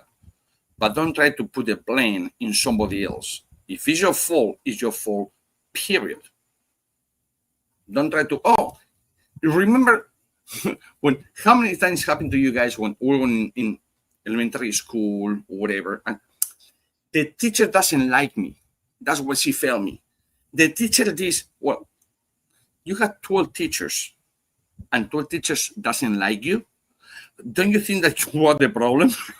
you know what I mean? So that's what I want to say. Like people, it's not me, it's everyone else. Well, you have to check yourself, because maybe it's you. You made me think of when, like, law enforcement, military, active, even non-active, but if in a situation, but specifically in when you're active or you're in the shit. We all have, I know I do, I have a cage in my head that I lock this monster up. And I'm this good person, I'm moral, I'm ethical, I'm all the things that I want to be. And then there's times when I have to unlock that monster and let him out. And that monster You have to. is going to do some shit that you're going to see. You see different sides of people when that monster comes out, when it's time to take care of business. And this is where the issue comes in, where you have to lock it back up. And then that's when you process everything, and you have to keep that. And that's my way. I had to talk to my preacher several years ago because I was dealing with some, I'll just say, some sexual assault of babies. And that was very difficult for me to have to deal with. And all the, you're not there seeing it happen, but you're looking at all the evidence. And so those things really, those kind of things play with your head. And it's like any kind of situation that somebody deals with. And that's where that stuff comes. That's where the mental health, you have to either, some of us are stronger than others. Some of us are able to deal with it, and it just never really, we're just able to deal with it. But something has happened, like what I said earlier, over the last 50, 75 years or whatever, that it's different now for whatever reason. There's more of it. I don't know. Because now we soft, Randy. People to the day. How did we get soft? We. Yeah. The new generation are fucking soft. They have more rights than we have in our entire lives. They can do whatever they want, and nobody can say nothing. So, absolutely, the young generation is playing us, believe it or not. They're playing us. Yeah, my grandpa was great, but his dad was even better as far as the way I perceived them, the way I seen them, the things that I know that they did. You know what I mean? Like, just the way all the above. But things were a lot different. Life was a lot different. Life was more simple. You didn't have all this other crap. So what happened? If we could put our finger on it, it's just, there's too many things. I'm surprised you're not smoking a cigar, Ish. Oh, it's right here. I know you guys are what did you grab? What do you have? Let me see. I was trying to help you with that pen. This could be a 5-hour conversation. Either a tool gauge and just back and forth. Run around. The one I did for Fat Boys, which is the mafioso, was triple hero with Candela. I want to smoke this one. PTC. Speaking of Fat Boys, yesterday was World Suicide Prevention Day, so let's put that out there as well. We're giving all kinds of shout outs tonight. This is great. All right, guys. So let's go into some happier stuff. So let's go for it. We have just spent an hour and a half solving all the world's problems, which I will say, I think cigars, whiskey does that. It allows us to sit back and solve the world's problems. But, one of the biggest things that we brought you guys on here was not only to, get to hang out and chill out with you guys. And I love seeing the fact that Ish is actually now going into a cigar. So great job. I love watching that. Remember, before you keep going, I go in Monday to Friday to my factory. I will be smoking in 5 days over 150 cigars. Oh gosh. So it's new blends, new this, new that, and so when you see me, I do this thing always. I don't put a brand or whatever, or I take the band because God forbid I'm making cigar for 126 companies.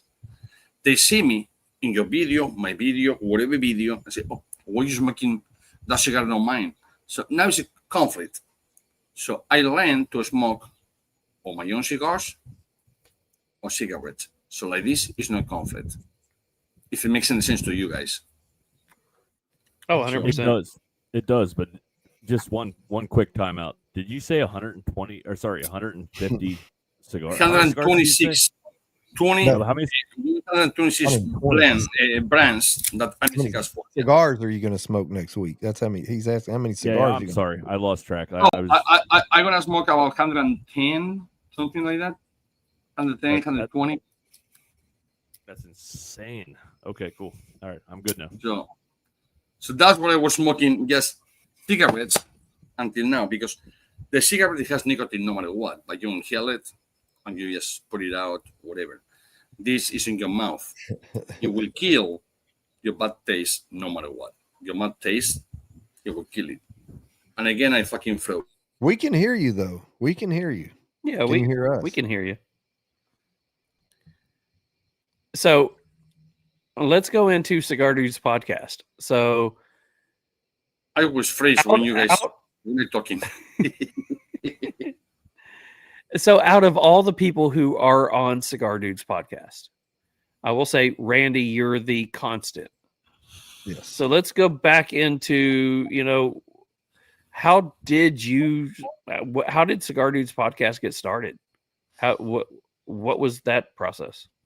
Well, kind of to go back a little further, just the gist of it. So I used to play music, 20-some years, played in the bar. So I had all this equipment here, and I stopped playing around 2011, and I just wasn't going to play in the bars anymore. And so I had all this equipment. So then along comes COVID. So I was like, I should do a podcast. I've thought about doing it. I used to be a front man, blah, blah, blah. And I didn't go live though back in, early COVID. I don't think they didn't have a lot of the software and things that you have now. You had to know OBS or whatever that is, and whatever that is, that software. So I was like, I had enough stuff to put some stuff together and start doing a recorded podcast. And it was with a friend of mine. So we did that for about 6-8 months and then kind of got off of that. Well, I started smoking cigars more, just got really heavy into cigars right after that, really. And so what is this, 25, 24? So it would have been around, I started thinking about it the latter part of 23. Some other friends and people we were talking to on Discord, and everybody's just TikTok live, just getting into that community deep. And I was like, well, and I still don't know much. But I'm like, I didn't know anything, but that's not how my brain works. I get an idea in my head and I'm going to go for it. But so I started talking about it and then started looking in software. And then, of course, I always got to get the newest gadgets and yada, yada, yada. And I'd already had my studio built from, 4 years prior.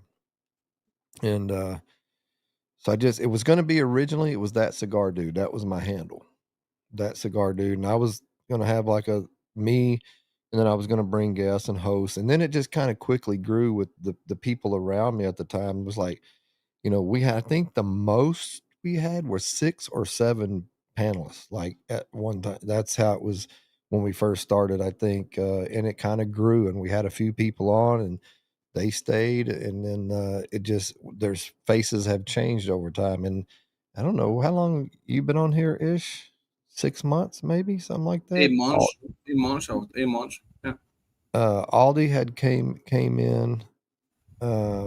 He was doing a lot of guest appearances, like coming in, just helping us out, and then he became a regular fixture. And then not too long after that, Ish became a fixture, and then a couple people left, and it's just that's where we're at right now. I think it grew. I think it just Because if you look at the early episodes and look at the structure of things and look at it now, it's night and day, different, obviously. And that's I was on Toro. They got a 2-part series. They made trying to do another one, but we were talking about that different podcast equipment and stuff. It's so easy now. You can just start with a phone and some earbuds. It just depends on what you want to do. I mean, you can just do a podcast on Instagram or something, or go live on YouTube just with your phone. But you don't have all these other fancy little gadgets and stuff. And StreamYard, since they got bought out, has been extremely cool because they are adding stuff, I think, weekly almost now, just different little tools that you can use. And it's so easy to use. Now you got to pay for it, but it's worth it to me, all the little things you can do. And that's just kind of where, and then of course, you go back, the 5th, my company was a year old, even though I'm just now kind of getting my feet, everything going good. Had some issues with, trademarks and different things like that. But I've learned being in a cigar brand in this last year, being a cigar brand has taught me tons. Hanging around Ish, hanging around Aldi, hanging around all the people in our circles, listening to you guys. Just there's so much. If I did this the next 30 years, you're still not going to learn everything, right? It's always something. The friggin' cigar industry, it just worked out. That's just something that I'm extremely passionate about, all of it. And I love it. And you're not going to do it if you don't like it. I would imagine you guys feel the same way, because it's like a job, an extra job that we don't get paid for, but we have fun doing it. Right? Every week, Charles and I talk about this. Like, there's weeks. I mean, I'm not gonna lie, and I'm sure you guys are the same way. There's weeks I do not feel like doing this. Like, I'm fucking tired Yeah. from work. I'm beat down. But by the end of it, I'm like, man, that was a great time. I learned some shit, and it was And awesome. sometimes it's your best podcast. Like you had such a great time, right? Yeah, and it's weird because Charles and I talk about this all the time, man. It's like we're brothers separated at birth. Like there's the nights that I don't want to be on here, he's all amped up and ready to go, and vice versa. And we get on here and we just have such a great time. But I was asked last week or 2 weeks ago in our anniversary show, what would you change, like over this past year? And I said I would have bought the damn equipment right away, because like I started out with a phone and earbuds, and Charles is like, dude, we're getting bigger, we got to upgrade, whatever. I wish I'd done this to start with, because it's so much better having those tools at your fingertips. But I will say, Randy, you've been an inspiration for us, and like I'm glad we finally get to do this, man. Like it's you guys have a great show, and when you added Aldi and Ish, like they're brothers of ours, like we've known these guys and we know you and we know the show. It's something that it's such a great community because we all have each other's back, and I'm so glad we finally get to do this, man. I'm having a blast with it, and I concur with what you said. I'm the same. I feel the same, because in this industry you have to support if you're not supporting each other, you're just in it for the wrong reasons. I disagree. I believe that Randy asked me just to abuse me, and that was it. But it's okay. That's if you haven't ever noticed, Ish and Ish says what he says. I don't always challenge him, but that's my personality. Hold on. You always challenge me. But it's not, to clarify that, it's not challenging. It's not me challenging Ish. It's me challenging myself, because I want to know 100%.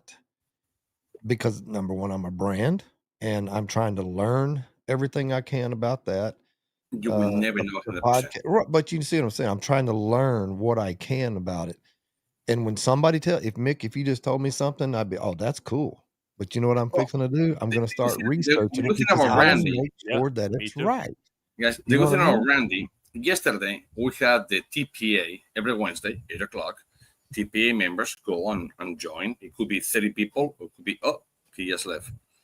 It could be 20 people or whatever. And I say something.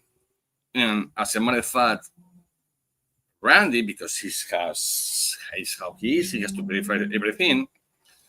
And he said, fuck. Everything that you said is in in here. I said, well, yeah, I know. I've been doing this for fucking many years. As much for fucking 39 years. So yeah, I know.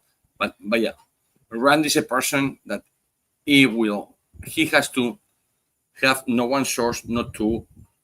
Has to be 3 or 4 sources to say, okay, Yeah. now I go with this one. Which I understand. No problem It's whatsoever. always been that way with everything. But so far, but It's so also far, called being stubborn but so too. far, Randy against Ish, how it work for you? It's not working out too well. All right, but you know- so go ahead.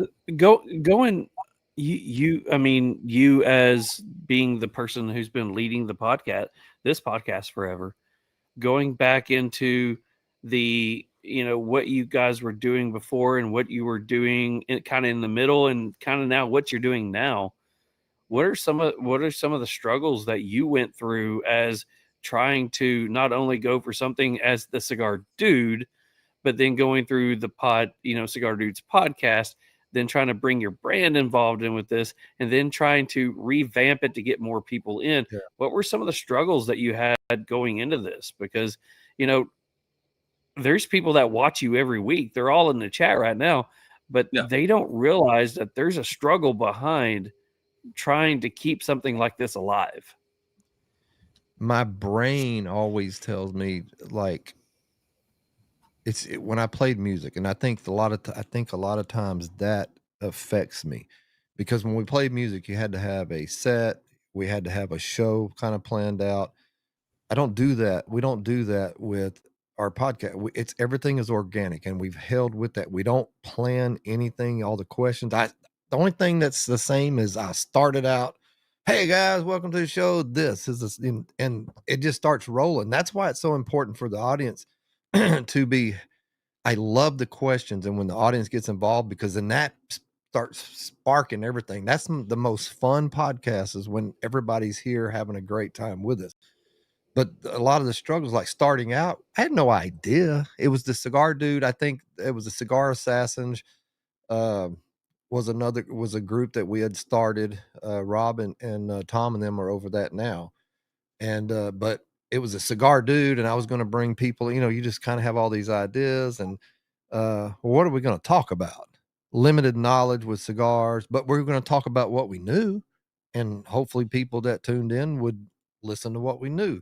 I look back at it, because that's been February of 24 is when we started. But it grew with different people, different ideas, and different personalities on the show. And but a lot of those things changes. I made some decisions along the way that weren't necessarily didn't make people happy. And I'm thankful now. I think everything's kind of worked out where I'm talking to a lot of all those people now, but there were some hurt feelings. There has been some hurt feelings over this thing, right? Randy, before you keep going, just time out. I feel in the podcast like I'm the guinea pig. He will speak on me, and you're the guinea pig. Yeah, you know the like the rabbit in the laboratory when they do the fucking operations and shit and see if it works or whatever. That's me in the show.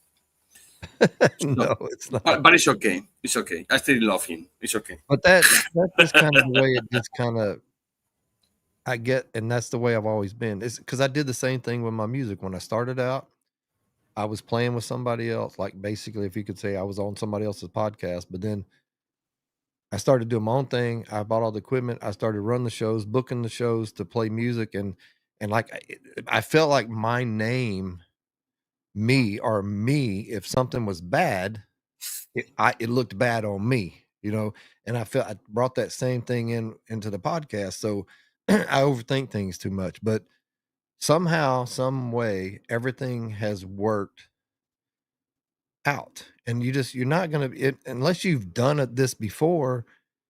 If you started all over and did something different, you'd have an idea of how to go into it again. But if you haven't, and that's what we tell people, dude, just start some way. If you want to do it, just start. You'll either figure it out or you won't.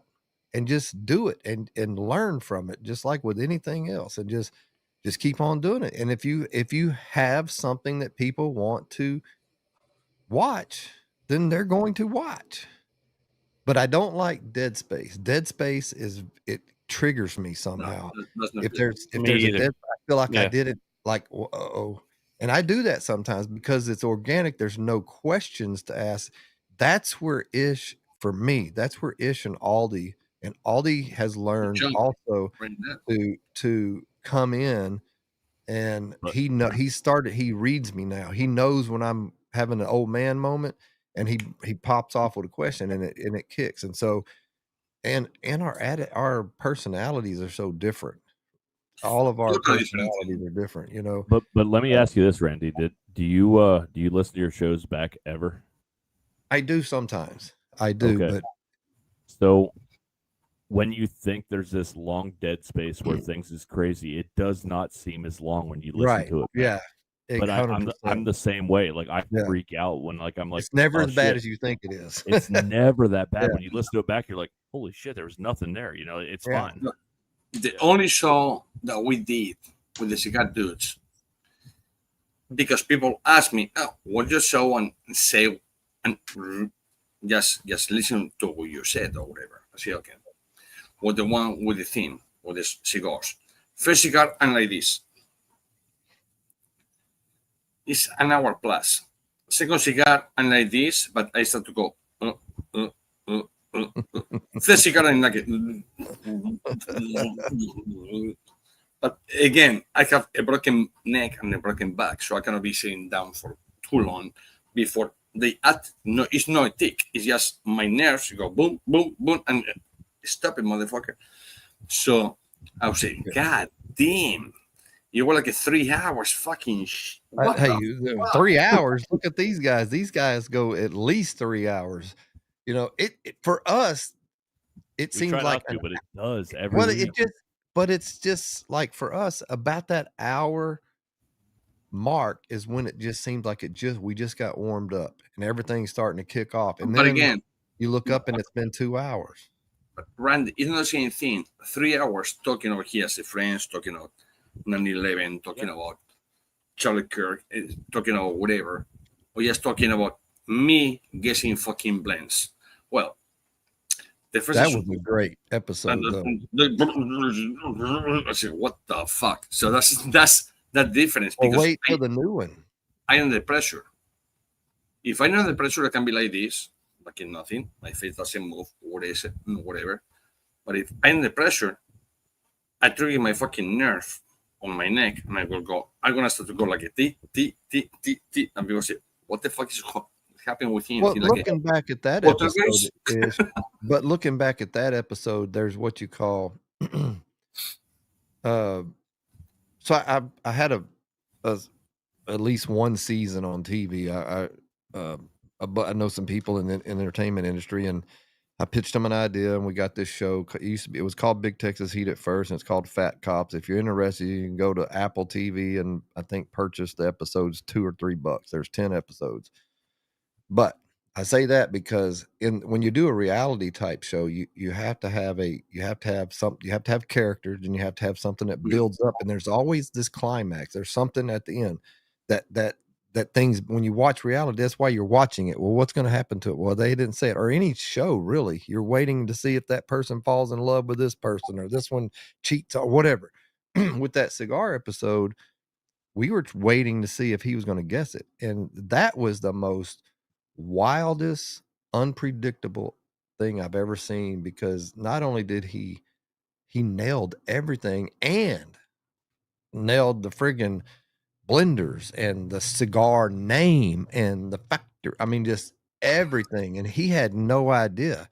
And I had to have the picture here to pull it up to actually show people, like, this is unreal how he did that. And so, and this episode coming up, I think we have it scheduled for September 30th. 30th, yeah. The cigar, the AI cigar, and there's a me and Aldi, and what is there? There's 4 others that are. It's Panda, it's Gabe, I Panda, believe. Gabe, Clint, Miyagi, I believe that we invite him at the end. Yeah, he's either going to be on or he's going to be smoking. Yeah. And who else? If he's not on, if he's not going to be on, yeah, I don't know. He's out. Simple. Yeah. It has to be people coming in. Yeah. Other places. But that cigar AI blended a cigar. It took some prompting, but it actually blended it when I got it to where the recipe, it made the recipe, and I sent it to Ish, and he's like, damn, that's about 70% correct. 70%. 70% correct. Yeah. So Ish is going to blend a cigar. Actually, when he goes to the DR next week, he's going to blend. Well, Monday, when I show up over there, that's what I'm going to do. I'm going to do the AI recipe, tell you the percentage and everything, the grams, everything that it has to be. Okay. So I'm going to do, everything is going to be video. One of my guys will video me doing the cigars. So I'm going to do that cigar. Now, because ChatGPT or whatever it is called, they give the notes, the notes of the cigars, the flavors. I'm going to do with the same tobacco what I think is better. And the third cigar is going to be with totally different tobaccos to make that cigar taste like the AI says it is. And I'm sorry, crazy. If AI wins, I quit my job. So my 100 we have to smoke the cigar. I'm just saying, Mick, are you not like intrigued about what this is going to taste like? I am so intrigued. I am so into I'm this. hoping it's badass be because it's going to be watching my new blend. this All I'm looking at. I just want to know what it tastes like. And when I'm in the DR, I'm going to be me, my face, me blending, and I'm going to put 3 stations. I have multiple stations, but 3 stations with the list, with the percentage that AI said. So I will roll the cigar and put in the bunch. I will jump to a station with the same tobacco, what I think is going to taste better than that. That will be my creation. Put it together, put it back in the bunch. And the third one, I move to another station, everything in video, record, and doing totally completely different tobaccos that it has to taste Like the like notes the that AI said. GTP say or AI say how it's supposed to taste. Ish, I remember. Ish, I will Venmo you tomorrow. Send us some of the. I was about to say the same thing. Let us No. fucking know. You guys want in? So, I yeah, thought you in. yeah, I thought you yes. no problem whatsoever. The trick is we're going to receive the cigars, but my cigars will be 1, 2, 3. Whoever else, say Panda cigars are going to be whatever, but my one is not going to be his one. So when we start, we're This not is going to awesome. know. So we can't subjectively say, well, man, what this happened one's is like this. subliminal messages is pass away to everyone else. Not pass away, sorry, pass through. So if I say, oh, chocolate, and you're smoking it, and you say, oh shit, I can taste that. Well, so his number 1 and Charles number 1, it will be number 2, different cigar. Mick, it will be number 3. The other guy, it can be number 2, so bad. be number 3 or number 2. Yeah, Or we need in on this. This is in our world, man. Obviously, we're all in the same world, but holy fuck, this is on. It's gonna happen September 30th.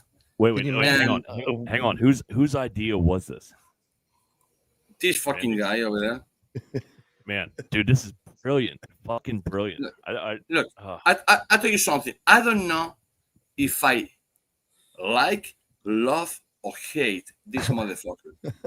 He challenged me all the time to try to prove me wrong. He said no to try to prove me wrong. And so far, yesterday, in front of fucking 20-something people, say, well, this is right. I said, why? And he just do the whole thing, talking about the glands in your mouth and what you can smell. So, and he said me that, I said, well, I know a guy. He has been saying that for the past 39 years. And he told me, he laughed. But he will be, Randy is a person, which I love with all my heart, but it's a person that you don't show proof to your communist evidence you or must show proof. So I'm gonna I'm gonna say this though, Ish. I've been blown away by your palate 100 times, man, and it absolutely blows my fucking mind. And I'm not just saying this because I love cigars or I'm looking for any kind of handout. I will pay for the cigars, but I want to be a part of this because I want to know. I where you mean, fall in September this. This is 20th. unbelievable. September 20th is a Tuesday. Mick No, and no, I can 30th, make this 30th, one work. 30th, Tuesday. 30th. That's what I say. Yeah, the 30th. We can make this work. So if you want us to be a part of it, we can do this just I know for we the tried to plug it in, experience. but like, let us know. Like, we'll be in the background. Yeah. I don't even care. I don't. Even, No, Yeah, no, no, no, no. we can just be in the freaking chat. We can do a Zoom and from the Zoom stream or whatever. It will be about Oh, for there's you room. guys. It will There's be room. 18 people or whatever. But it's the funny thing. That's still plenty. I mean, good. Your number one, Yeah. who his number one is not gonna be the same cigar. that is awesome. It might be the number three. So I want to be basically, smoking this cigar and I want to be thinking something completely different. And Ish just look at me and go, "You're stupid." I would Well, never say see- that. Well, see, I the say, thing is he's going to have all of you can't see it on this screen, but there's a refrigerator right to him. So in his tablet that Right he's going to here. have everything that he sent to everybody Yeah. is going to be there. So it's no Right here. cheating, right? He can't. There's no way to cheat. So at the end, he can say, "This is what you guys had. This is which one it was. This is this." so, And so so I the would say, thing is we have to have a call- notepad. I would So say basically- Randy, his number one, it was the AI. I would say Charles, your number one, it was my blend. I can go and say Mick, your number one, it was the AI components, but my blend. So you cannot go each other. Yeah, I was and talking you can say other cigars, you can you know? obviously say which one you liked better, or even if you liked all three, which one And- you liked better. But we're we trying to did it- figure out which one is the AI cigar. This is insane. This is And awesome. Dude, this is brilliant. Brilliant. Before Brilliant. we're supposed to do robustos, but a robusto is going to take you 1 hour. My case 45 minutes, but 1 hour to hour and 15, hour and 20. So I'm going to do all of them in Corona. So actually, Nice.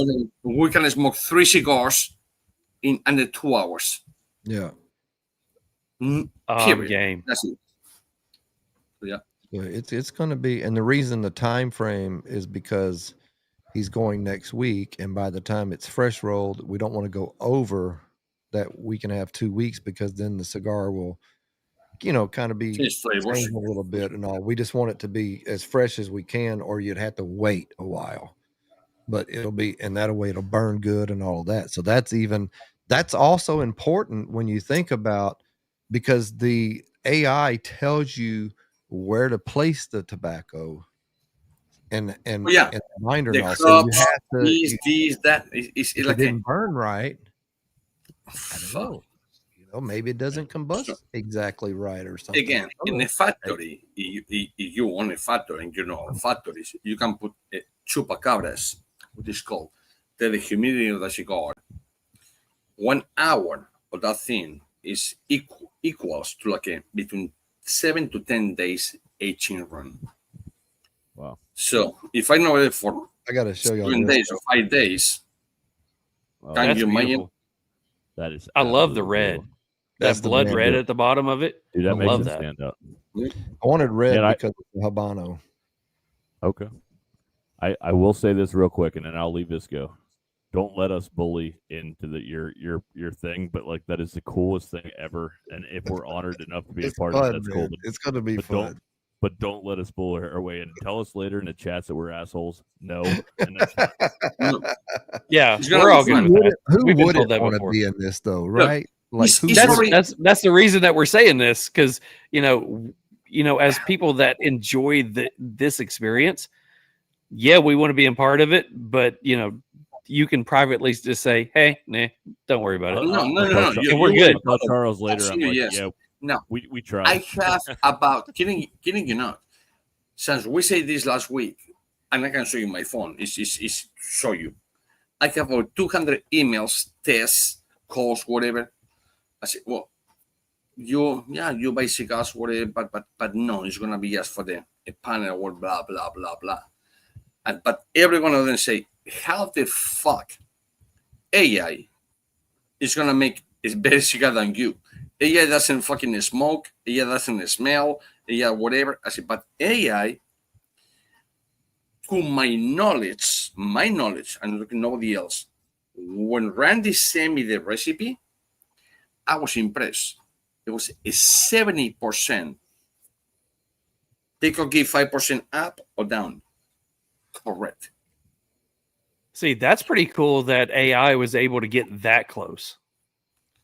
So give AI 10 years. That's going to be dangerous. Oh, Well, no, we fucked. If you We have fucked. to kind of know your prompts, right? Like, what are you wanting? Because basically, when I started out, I was just like, build me a cigar blend that tastes like this. That's how I started off. These flavors, and that's where it started, and just kept prompting and the kept flavors prompting out and of kept prompting, and then all the of a flavors- sudden, boom! It said, "Would you like a recipe to give to a Yes. to Yes, give I to would. a factory?" And I was like, "What? You can do that?" So it's not the first. They did have. There's been at least 2, if not 3, first AI cigars, and that's been out. You can look it up. You can Google AI What the cigar, fucking and there's been out. Yeah. But here's the thing: you're just taking it for their word. This is going to be fully documented. What happened The is video and AI everything of him rolling it. is the same thing. Okay, Wikipedia is you, and I putting things in the computer, and they put together, and it goes to Wikipedia. Same thing with AI. If I go and say that this cigar that they're smoking tastes like a fucking turd, blah blah blah blah, but I have so many followers, and they can go to my post saying that it tastes like a turd, fucking AI, it will say, oh, the cigar. You know what we didn't tastes talk like a about? turd. I know you make extras. Would we have enough to offer a drawing at the end of it that the winner would get the winning cigar? Man, That when would I be go, awesome. if I go Monday to Friday to my factory and smoke 120 cigars and blend the cigars myself, people will video me, my face, my hands doing the cigar. Do you think I'm gonna be coming only with 3 cigars or whatever? Of course we not. I not go there for nothing. They will all have the same wrapper. They have to. They had to have the same wrapper. Yes, absolutely. Same size, same wrapper. So that's Well, I might change the wrapper on my own creation. yeah. You just wouldn't. It'd be the same color. Yeah. Because the thing it was AI. He's going to come on the one that he's going to do. He's going to pull out some rare tobacco that's from Zimbabwe or some shit like that, and it's going to taste right. I will send y'all the recipe because that's a given. You have to have the recipe to know what we're pinpointing, right? To try to see what the flavor note should be. I think what I say, chocolate and nuts and espresso and some things like that. So, but if you think about the different tobaccos that he has knowledge over and all that, he's going to pull some weird tobacco that he's going to find a way to get those notes off that wrapper. Oh, absolutely. That nobody we've never even heard of this tobacco that he's going to use. I can tell you, number 3 blend is going to spoke on that note. Number 3 blend. And that's the challenge. That's what's going to be, because what if the AI fucking beat me? I will be fucking devastated. You know what I mean? Now, I have no doubt that the cigar, his blend is going to be great. But what if, and the cigar that he rolls with that same tobacco is going to be great. But what if the AI cigar is also great? And we're like twiddling. We're like, how do you pick? and all of a sudden, whoever picks, and if the AI The only- cigar wins out, we're gonna be like, what? Randy, the only thing with AI listen to your computer, listen to Right. your phone, listen to your phone calls, listen to everything. So the only information AI is in writing, knowing smell, knowing flavor, knowing touch. They cannot touch the wrapper, they cannot smell, and they cannot taste. So AI will never compare with a master blender in 1,000 years. Unless that the master blender goes and put things over there. Now I can put my over 1,000 blends and then put it over there for people to have it. I know. Now I know. I keep going They back to know. this, but But other than that, I think for the last like 6 months, I'm really proud of what Charles and I have done and where we're at and whatever. But that's fucking brilliant. And I'm really upset I don't have a master blender on my show that we can do this. Like this is fucking well, great. you have one. It's You have amazing. one. I'm about to say, we've got Ish as a he's a guest host, so we're gonna get him to blend some shit. I will be the honorary guest. Oh, whatever. Honorary, whatever you want to call it. But yeah, sure. So I can see it in 6 months. We're gonna be like, well, we've got this original idea. We're gonna bring on Ish, and he's gonna roll an AI cigar. Nobody's ever done it before. Don't go check out this other podcast. They've never done it either. I tell you, the idea that the Randy did is phenomenal. It's phenomenal. It's awesome. It's a great idea. And I was like, how you call that? Terrorize me, like scare me. Is that the whole fucking blend is about 70% correct. So somebody has to put something in AI to make this blend being 70% correct. It's not correct 100%. Again, you're in 30%. That 30% is what the flavors come with, blah, blah, blah, blah, blah. Can you speak on why it may not work, or does that give too much away? No, I can tell you, because the mix of the flavors, it will not give you a flavor that AI thinks it will give you. Okay. It's easy. So it's 75% correct in the quantity of the leaves, what they come in front, the wrapper, the binder, everything is 70% correct. On the flavor, it goes down to like a 40% correct on the flavor, because AI cannot taste. AI cannot tell you how it feels. AI cannot tell you. Yeah, and if you put that human factor in there, it's possible that it subjectively could work, right? Like I would say between the 70 and the 40, you put 110 divided 2 is 55. So I would say between 55% to 60% AI, it will be correct. Okay. All right, so I have questions. So when you said that you ask AI for a blend, does it tell you how much of each leaf to use, like a percentage wise? The Percentage, yes. 100%. Okay. Yes. Okay. Yeah. Yeah, it's pretty friggin' wild. Like when I was like, That's holy insane. shit. That's And I sent it insane. to him. We're on Discord, I think, and he opened up his email. He put his cheaters on. And he was like, Guys, normally wow. this didn't happen in life, but my wife is knocking the door. I say, contact me in. So be right back. Hey, all again, right, don't take it. I have manners. 3 And minutes top. And she's going like, 3 to 5 minutes is all it takes, Ish. I just going to tag him. That's how it starts. Forget it. And he froze up conveniently. It's perfect Wow. as he's pointing at us. I love it. It's great. He walks away. I like it. And he's gone. So let's do this. I challenged Mick to do something earlier because we always, do our show at the end. We do the hot box questions. None of the questions that we normally ask would be relevant really to you guys' podcast. So we wanted to try to come up with some good questions, off the cuff questions that would pretty much get to tell more of your story with the podcast. So we kind of like to do that. And then, kind of like wrap things up with, what you've got, kind of going on. And we've already talked about what's coming up. So, I mean, again, that's the most freaking gangster thing that you guys could ever do. So I love that. So while Ish is over there beating his head into the wall, screaming at his internet and his camera and everything else, we're going to do the thing that we always like to ask. Are you willing to play a few hotbox questions? Sure. All right. So let's talk to. As long as it doesn't have to do with a gorilla. I watched your show. Yeah.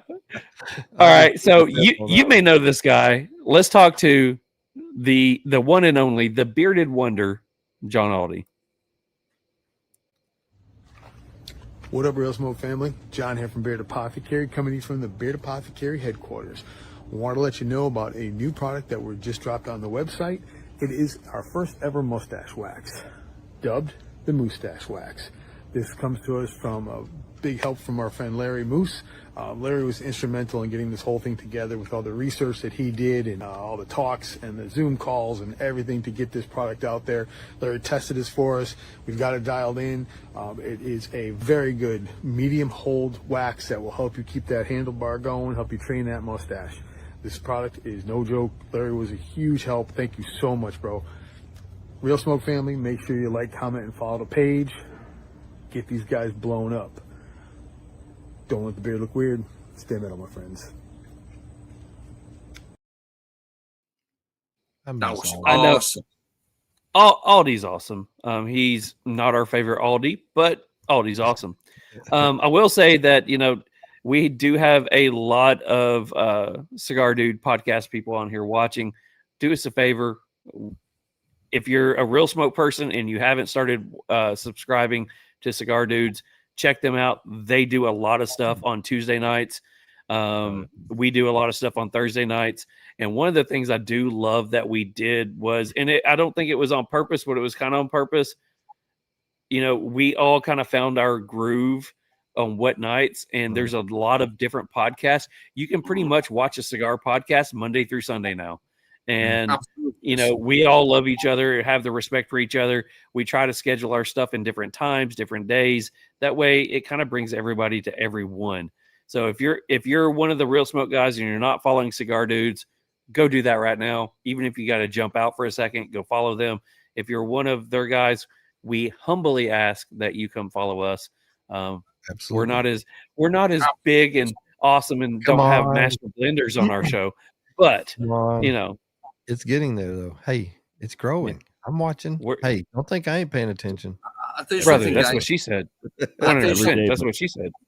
You know what? Every day, man. But you guys are all like, it's family, brother. And hey, this podcast is growers. We're not showers. Yeah, that's right. That's right. But guys, Randy show's pushing me to the limit. So I might have to quit and go to your podcast. Just saying, Hey, as long as you still make my cigars, bro, we're good. We share, man. We share. Oh yeah. Absolutely. See, what we're not saying is we're secretly coming up with our own brand, and we happen to know this guy that blends cigars, and he might be coming over to the dark side. Just saying.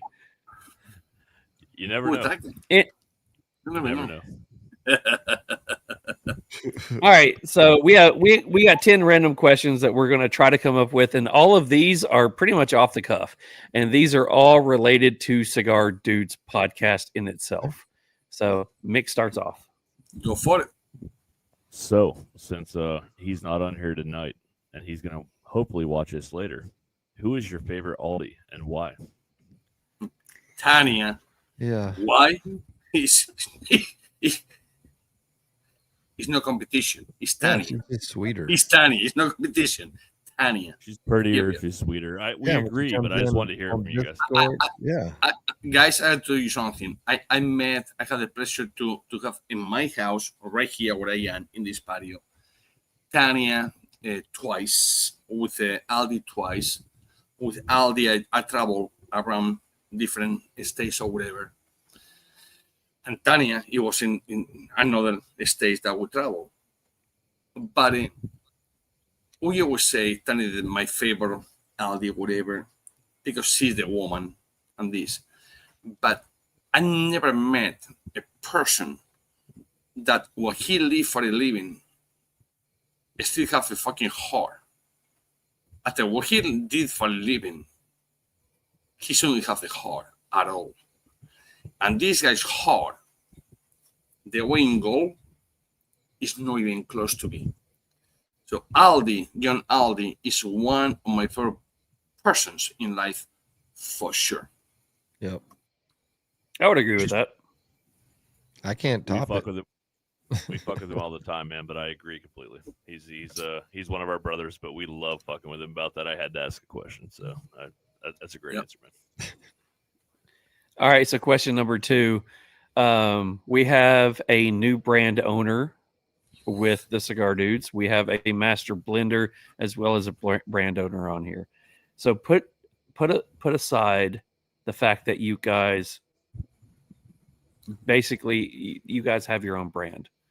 You guys are now in a podcast that we all agree that it is a job that we don't get paid for. Yeah. Why is it each of you show up every week, put out the time away from the family to do this podcast? For me, I think it's very important that the right information is put out there. And I think that's why I'm like I am as far as checking fact checking, double checking, whatever you want to call it, challenging. But I think it's very important to have that information out there, because it wasn't like that in the beginning for me, because I thought I knew some stuff. And as I grew in some knowledge and I learn something for every time we have a brand on, every time we have somebody on our podcast, I learn several things. And I think that's what I'm after, is that camaraderie with the people in our group and the people in the comments. Like, that's what I'm looking for, because it does, like, our subs are growing, right? But it doesn't matter as far as getting to 1,000 or anything like that on YouTube, because we're not ever going to monetize. That ain't what I'm in it for. But I think it's just fun. And I love it that the information coming from the podcast is spot on. You know what I mean? And anybody can challenge, and I'll be the first one to challenge it. If somebody says something. Yeah, but that's just me. That's why I think I think it's just the passion behind the industry is why I keep doing it. To me, is to teach people about the whole thing about cigars. No brands get the cigar, where it comes from, the taste, the smell, whatever. That's my main theme, my main role in this podcast with the Cigar Dudes, is when people think that the whole taste is about 80%, which is not. It's about whatever. But I believe that it's teaching your knowledge for free. That I pay for it. Nobody teaches me for free. I pay for it. It took me 39 years to learn what I know right now. And when I say I know this much, it's because I know this much. It's way more to learn. But again, when I say this much, people, so you only know this much.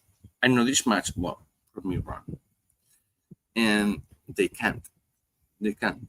So I will not be the arrogant guy saying, you know what? Fucking arrogant guy saying, this is this. I will come always with proof. And I will tell you how is this, the flavors or the smell, whatever. And that's what it makes the Cigar Dudes amazing. Yeah. We love each other, okay? Brandon and I, we love each other. He been over here, I've been over there, whatever. But we always compete. As a matter of fact, he always compete with me. But anyways, it's okay. And he will fucking chat GTP or whatever. And then I will have a text message saying, Ace, well, you're right. I said, well, I hope I was. I've been smoking for 30 years cigars, 39 years cigarettes, blending for 25, 26 years now, or 27 years, 27 years blending for people. I hope I know something. But it is the, how you call that? Camaraderie. Camaraderie. Yeah. Okay. That Yeah. you bring into the cigars. And that's all, the only thing that we try to have with people is just to have that together. It's not a club, it's not association, it's not nothing. Is come, use something, tell to us. We don't know, we'll approve your thing because you know more than us, whatever it is. But you, in my opinion, you must teach what you know. You don't teach what you know. It's gonna go with you to the fucking tomb or whatever, to the fucking hall, cremation, whatever. You must teach what you know, and that Absolutely. takes no time at all. So, Absolutely. I couldn't agree more. yeah, I feel like we're doing everything for the right reasons. All four of us are here for the right reasons, and that's why we continue to do this. So, all right. So this one's going to be a little rough. I don't know if I could answer this question after 45 episodes. What was your favorite episode? today's episode by far. Yeah, it's By been far, pretty today's deep. episode. Been pretty deep. We didn't talk about cigars, blends, this, that until now. We talked about United States of America. Get together, guys. Mm-hmm. And 11, I what agree. happened yesterday. Love it. My favorite episode is this episode. With me in it or out. As he freezes up. That's gonna be a good screenshot. As he freezes up. That's awesome. So, okay, there he's back. All right, so I guess question number 4. Yeah. Yeah. So we have, whether it's in our club or the people that we know, we have a lot of people jumping onto the podcast bandwagon. There is we thought there was a lot of cigar podcasts before. There's a lot that are now showing up. So as people that have gone through it and have done on it, been with it and been on different episodes and different podcasts before, what would be something that you guys would let a new person who is in their first couple of episodes know, or they're even starting their next one next week? What would you let them know that would be some good advice that you guys, you have now that you didn't have when you started?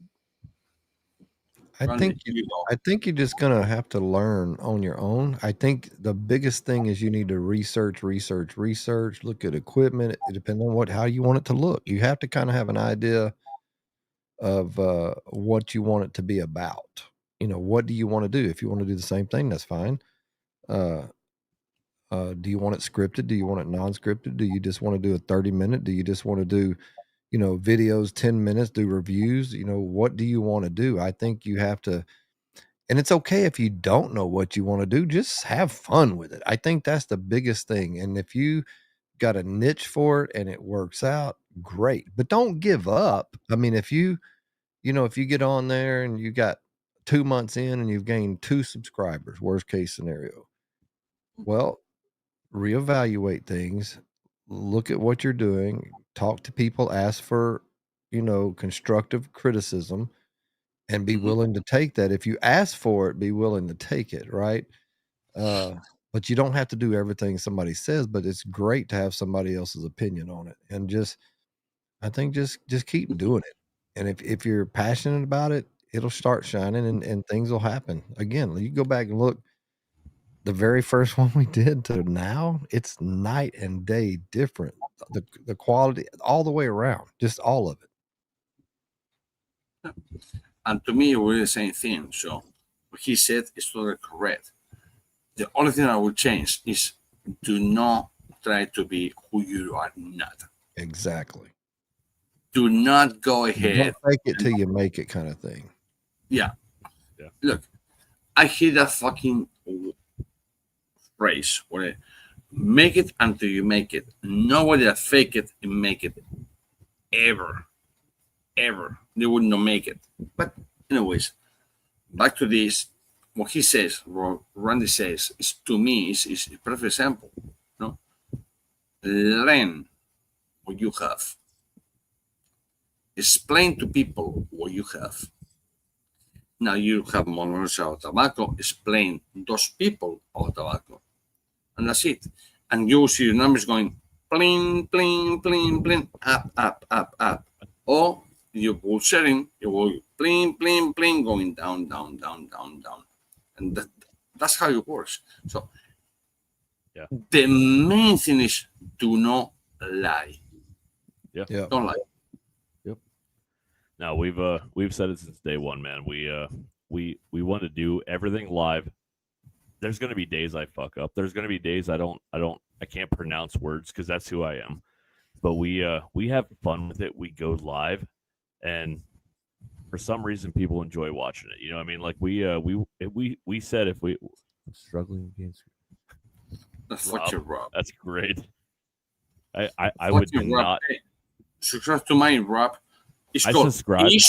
Ish so my DICK. I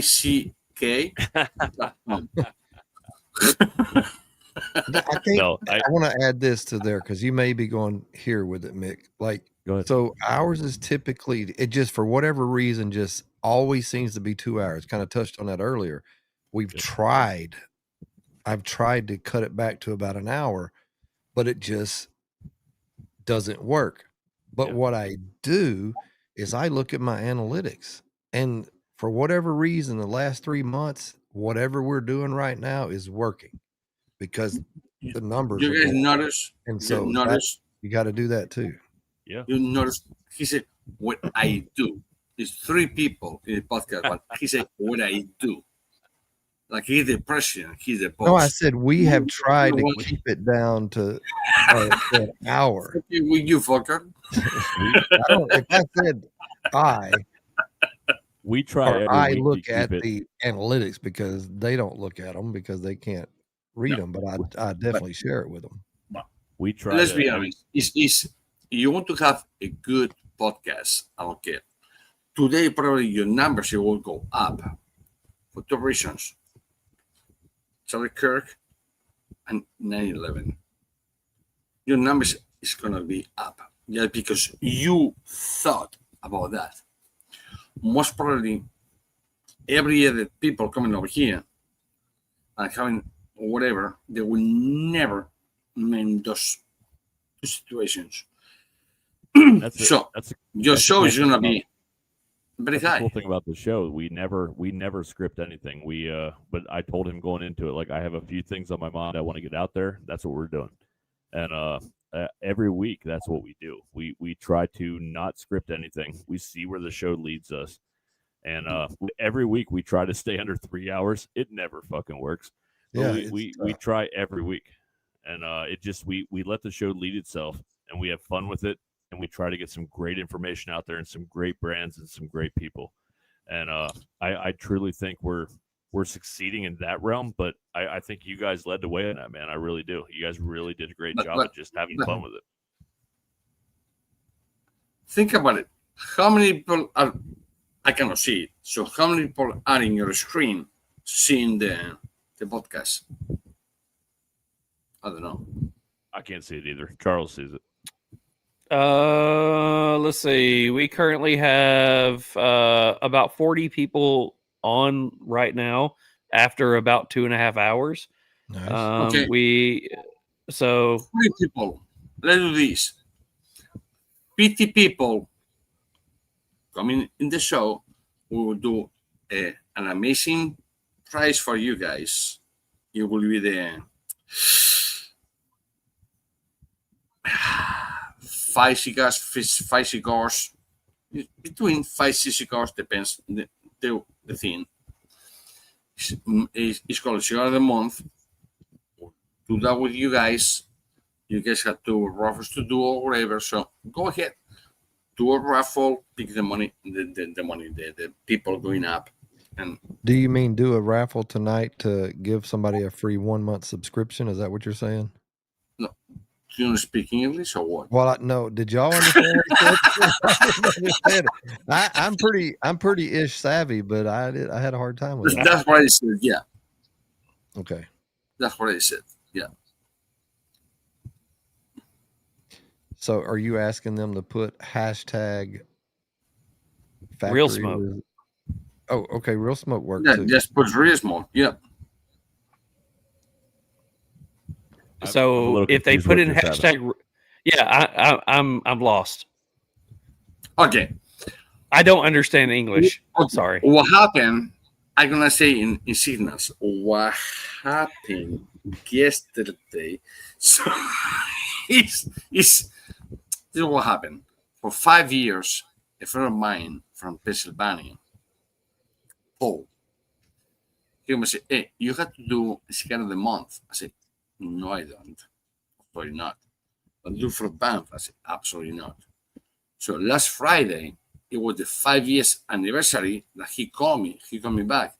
Ish, what do you fucking think? I said, well, let me go to my brands. If they in, I be in. And 100% brands say, go for it.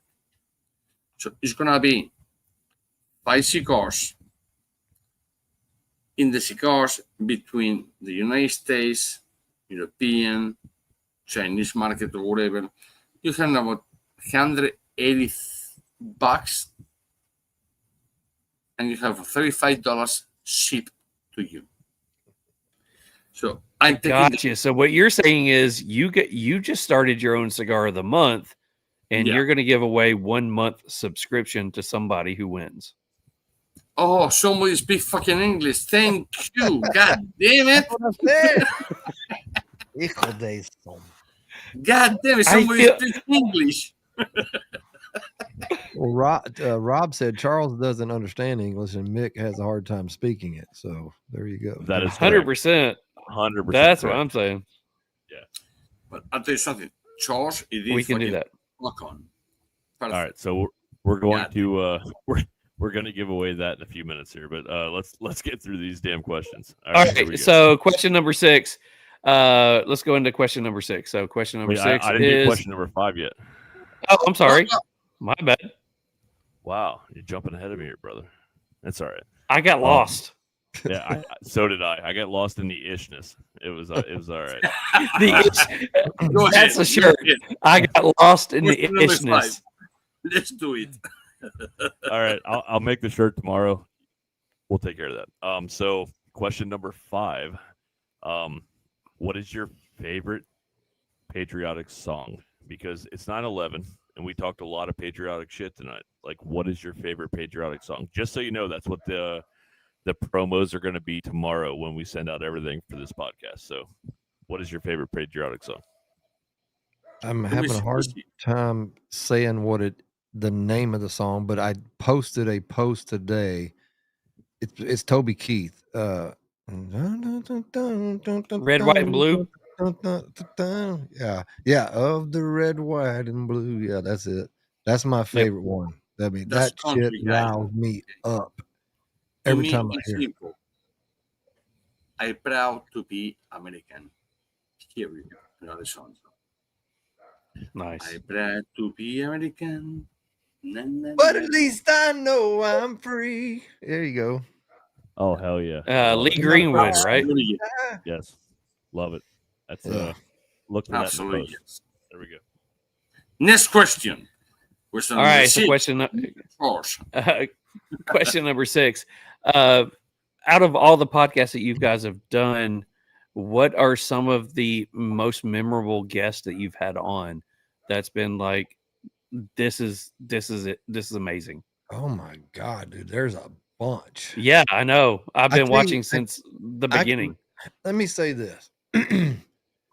If I had nothing against anybody else, but it has to be around June of last year, because it's what changed everything for me.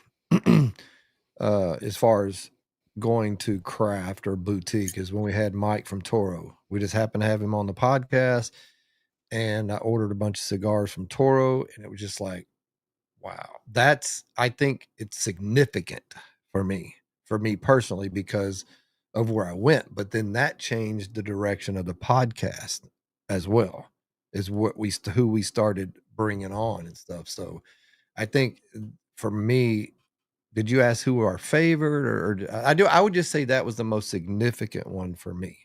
Yeah, that works. Yeah. That was okay. My turn. For me is simple. Tonight. This one tonight. Hey, We talk nothing about cigars. you need We to talk borrow about this. You real got life. something Real right there. American I problems. do appreciate it, bro. Real about I do appreciate it. whatever. Tonight is my favorite one of all. Tonight. Damn. Man, much love-ish. That's a lot of pressure, man. But I It's do the love fucking it. truth. No Danny joke. said Randy loves "Party in the USA" by Miley Cyrus. Well, don't get me started. I can post that one too if you want. It's all right. No, but tonight, guys, how you See, start? I was trying to figure out what patriotic song Taylor Swift would sing if audio was on here. I don't think she has patriotic songs. I don't think so either. I'll just leave it there. Yeah, Definitely. I get it. I just said I put it out there for that reason. I do love We got Taylor it. Swift.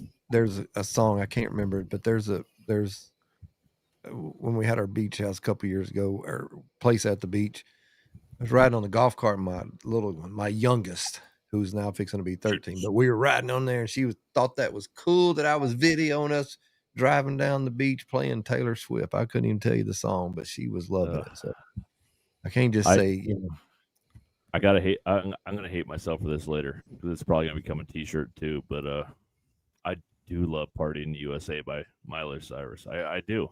It's one of my favorite songs. I love it every time it comes on. It makes me happy, man. I don't know. well, I don't want to give y'all a trademark strike, so I won't play it. You know how YouTube, they'd be like, Oh yeah, no doubt. All right, so we're moving on to question 7. Pretty easy one. Do you ash your cigar or do you let it fall off? for me, depends on what I'm doing. Like it depends on how I'm looking at the cigar. But majority of the time when I'm just smoking, I'm ashing it.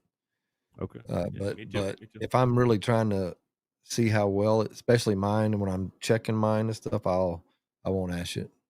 Makes sense. Yeah. You see, for me, is if the ash become big or whatever, with not me, not his. You smoke, I keep it. Otherwise, I was going ash it.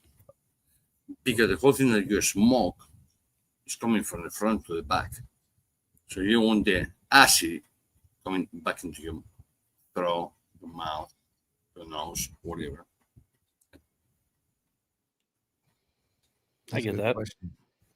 So, question number 8, and I really want to hear Randy's thoughts on this, but I cannot wait to hear Ish's. Yeah, because I feel this could be a rant, but I'm just waiting. When it comes to whether you're in a cigar lounge or whether you have somebody come over to your house or whether you have a guest on, what is the one cigar peeve that you have that absolutely drives you crazy that somebody does?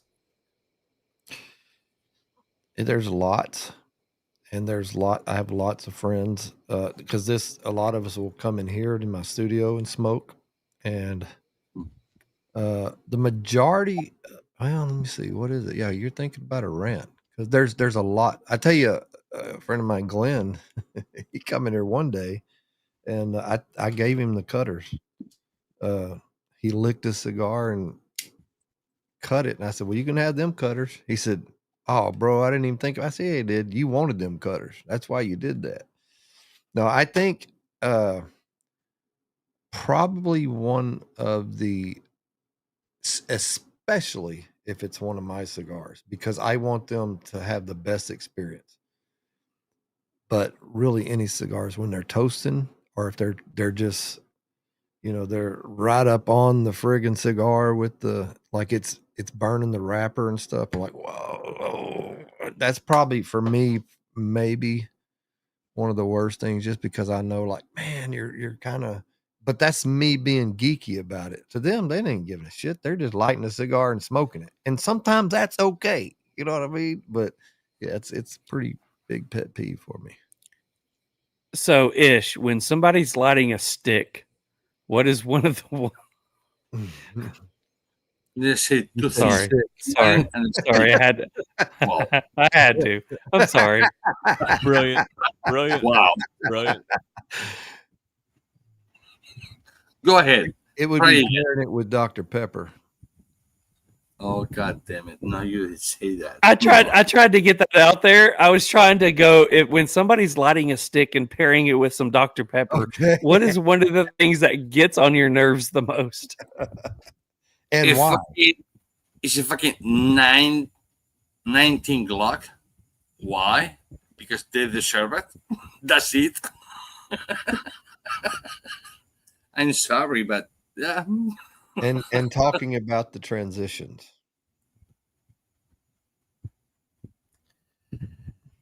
Guys, Ish is very much about words.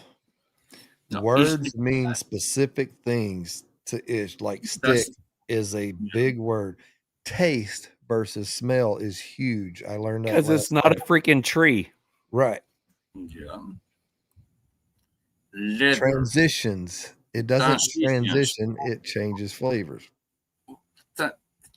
People say, oh, I have transitioned the cigar. I said, well, you want for tiles to fucking carpet? You want for carpet to fucking, no, I don't know, like a vinyl tile or whatever? That's transitions. In the cigar is change of fucking flavor. Period. And I try to teach that for the past 25 years. And people saying, oh, this. Well, I don't like the word stick, is because people say it was 100 hands at the beginning, now it's 200 hands, now it's 500 hands touching the tobacco. It's a fucking lie. Okay, it's about 50 hands touching the tobacco. From There's still a percentage of that 50 hands that but it's 50, one not of them 5. didn't wipe their hands when they wash their hands when they come from the bathroom. Yeah. So you have to respect those people. That's that manure taste I get. So you cannot say, oh, this is a stick.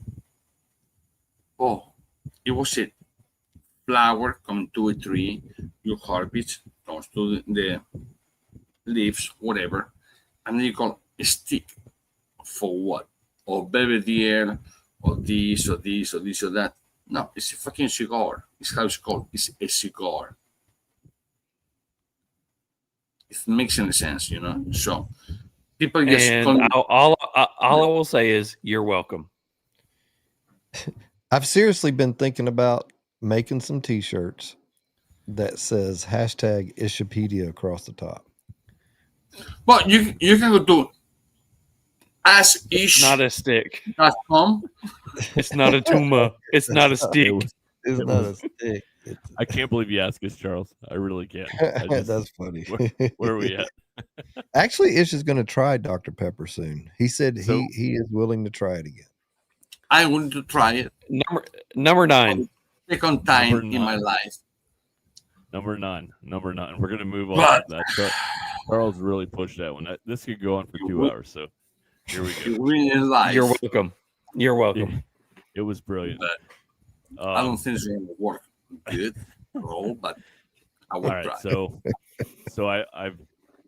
we've all enjoyed very memorable sticks in our life. Oh, I mean cigars. I'm sorry. We've all Damn it.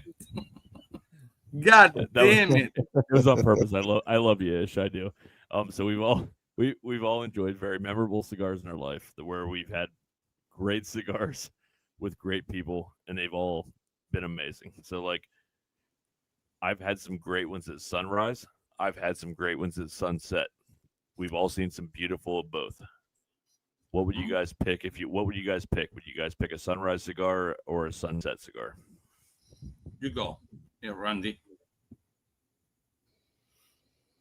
I think sunrise for me, but I think because I enjoy the first cigar with a cup of coffee probably more than I enjoy any cigar. Really enjoy that first cigar, and it's just it's sunrise for me. Not that I get up at sunrise, but I'm just saying the sun is risen when I'm smoking that cigar, and I love to be outside on my deck smoking that cigar when the weather's like spring weather, where you're just sitting out there. There's no bugs, there's no heat, there's no sweat, there's no cold, and you got a nice, good cup of drifting drams, cigar blend coffee, and a nice cigar. That's it. That's the best cigar for me, because your day is fresh. No matter, even if it's late morning for me, but the day is fresh, and I usually either I'm just looking at whatever on with my iPad, looking at a couple things, or I'm looking at the water. I'm enjoying the hummingbirds, or just enjoying what could be today, what could happen today. What do I need to do? It just helps me focus. I love it. Amazing. Sounds like every weekend for me, man. Amazing. I love that. To me, it's a little different. When you can wake up in the morning, you want coffee or tea or ice water, whatever. So to me, to smoke a cigar is how I feel at the time. Do I want to have a so nicotine strength? Forget flavors. Flavors is just subjective. So just go to nicotine strength. I want to have a banger right here and put me down for 2 hours. I want to have this. So a cigar I would do in the morning. Again, people say, oh, listen to this. Because 100% of the people are totally wrong. Just saying. In the morning, Connecticut. In the afternoon, Habano. At night with steak. And Maduro. Well, why? Maduro will be in the breakfast, and Connecticut be after having a meal, per se. So it's because people just put, people listen to these things like we're doing right now. It's just sending message to people. Oh, I have to do this, and go. You're gonna tell me again.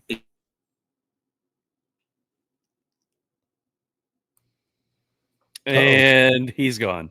I kind of know where he's going, and I disagree with him on that either. Oh, there he is. The only thing I would say, and then he can finish, is Doc with GTO will tell you that it is could be healthier to go from a lighter to a fuller cigar instead of starting off a full, because then you're going to maybe stay full all day.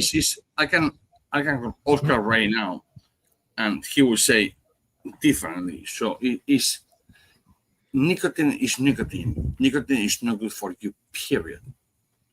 That's it. I don't care you inhale, you put in your mouth, whatever, you retrohale, nicotine is not good for you. I thought nicotine there's scientific proof that it has cognitive benefits. But not in a cigar. A cigar, the nicotine contents in the cigar is between 80 to 95%. It's too much.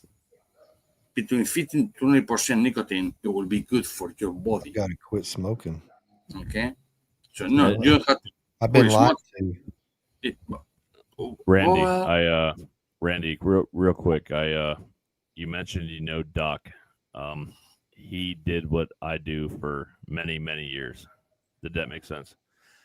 We had the same profession for many, many years. So I know him through work, and I've also smoked many of his cigars. Great dude. Love that guy, man. Mhm. So yeah, really good. dude. Absolutely. Fun guy to hang So- around with, too. He is. He's I will fun. say that I enjoy my favorite thing is a lighter Maduro first thing in the morning. I want a medium plus Maduro first thing in the morning with coffee. I tend to smoke my lighter cigars in the evening, so I kind of get that idea. But you know why, right? Because the Maduro is the shortest one of all the wrappers. Period. Oh fuck! I froze again. God Oh, you damn it! didn't? Oh, you didn't? No, you're good. You're good. Okay, what the fuck is going on? I don't know. You guys It's were like, good over here. what the fuck? So Maduro is the shortest one of all the leaves. Why? Because fermentation period is 1 more year. Dry period is 1 more year. So people think, what is wrong to say this? They think is the tobacco comes from water and honey. It's not. It's water and vegetable oils. That's how it comes from. Okay, it's not honey in the cigar. But when people say, "Oh, it's honey in the cigar," because somebody say that, "Oh, it's gonna be sweet." Well, it's not. The darker the wrapper is more macerated, it's more aged, and that's what is sweeter. No, it has honey. You know, it's not. Yeah, go ahead. No, I was just going to tell Charles, if you haven't had my Celibus yet, which is my Connecticut, I haven't had any of yours yet.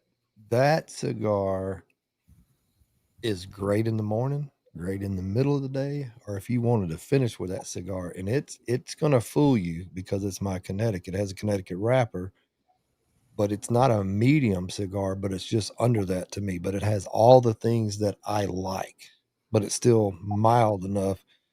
Like empty stomach, I could smoke 2 in a row, drinking coffee for hours. You know what I mean? And Nice.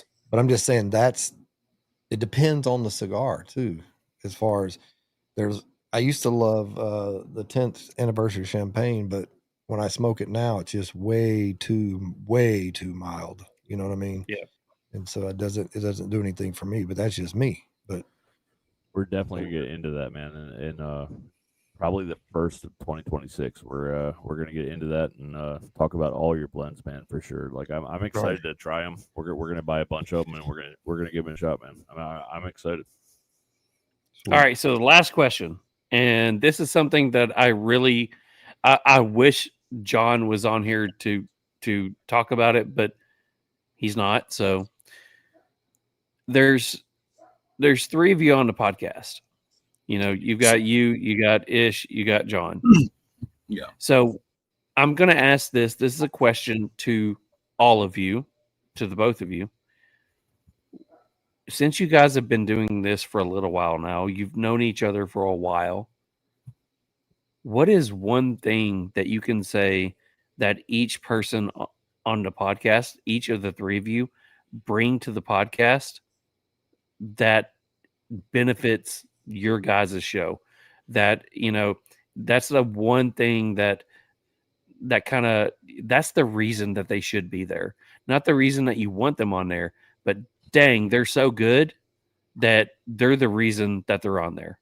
In this one, Jeez. I'm gonna be first. Sorry, yeah, Randy. go first, man. That's a lot to unpack.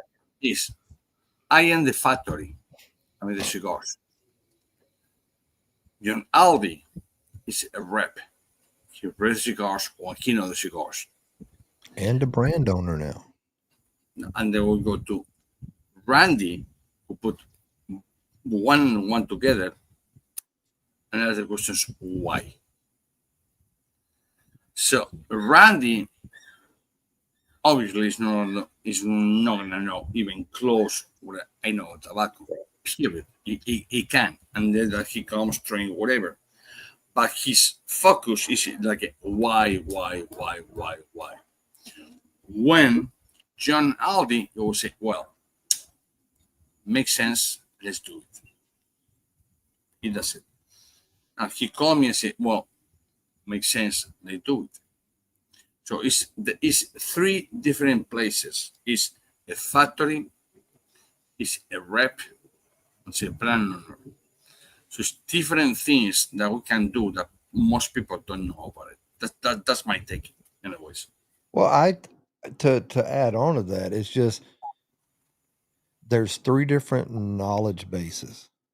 We're all, I think I come at it more from a consumer type and a new brand owner. And where Ish has all the knowledge of the brand ownership, the factory, the tobacco, and then Aldi has this fresh perspective as a rep or a broker that and smoking with all these different clubs and been around things that I haven't been around, and then just to know these guys, like from my perspective, I know what both of them guys do. Like I see them at events, and I've seen Aldi. If you've ever never seen Aldi work a friggin' humidor, you are missing out. Like that dude is unfriggin' believable and so personable. And that comes across in the way you see that with Aldi. And Ish is just this Ishipedia, like just knowledge, knowledge, knowledge. And Ish is very good. Ish cuts through all the BS in the industry, and he has no problem putting it out there. That's just BS. And as a consumer, and that's where I think some of the challenging, not for me, it challenges everything that I've learned or we're at to a point where I'm at, or something I've heard or something I was taught when it comes to cigars. And it's like, and it's even bigger than cigars. Outside of the cigars, it's because we're all close to the same age. We've all done some type of law enforcement or military, and those experiences that we've had with family and with just life experiences and places we've been. I like to be fed, right? That's when I'm watching something or watching a show or anything. I want to be fed something, either entertainment or knowledge or something like that. And I think that's what each of us are able to bring to the table, is just something that keeps people interested in it, and keep coming back. What are we going to do this time? And we keep having to try to, well, not that we try to, we talk all the time. Well, what's the guess? Aldi does a great job at I kind of put it on him. I said, do you mind doing the guest, just calling people and reaching out to them, because he has a vast knowledge, and all of us now, especially, and even being new, I've met so many new people over the last year. Like it's just the networking is crazy in this industry. And I've heard Ish say this before. The cigar industry is huge, but it's really very tiny when you start to think about it. The cigar industry is big, but pretty much everybody kind of knows everybody in a way. But I Absolutely. just think everybody brings their own personality definitely to the show, and you might even say could be controversial sometimes, or it challenges people, even viewers, even if whether they're a new smoker or an experienced smoker or experienced in the industry or a brand owner or somehow in this industry. And there's always something to learn or something to get from Absolutely. the podcast. And that's why I think it's working the way it is right now. Can't argue with numbers when you start seeing stuff like that. So I will say, as somebody who, started out watching you all before we actually got involved in this, and then seeing the growth and the changeover, you talk about, my question was, what does each person kind of bring? And I agree with you 100%. To me, one thing that I enjoy watching is it's the Ish encyclopedia. It's it's like the wealth of knowledge. You've got John, who jumps on here, and he's like the kid who's got questions. That is very much, he just jumps in there. And for me, I enjoy watching you because it's a dry sense of humor that is, you'll put a one liner or a zinger in there that's just, or you'll poke fun at somebody. And it if you're not paying attention, you don't catch it. But if you're watching, Puppet master, yeah, because I kind yeah, of and you you start cracking up, and you see people in the chats, and they're like, "Oh crap, he just put that in there." So it's one of those things where I love watching the chemistry that you guys have, because it's not that you have a role to play, but you guys have a role to play that you do very well, because that's who you are.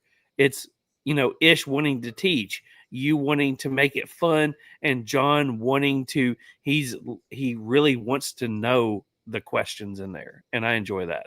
It's just real and it's organic, and that's how we approach it. We don't.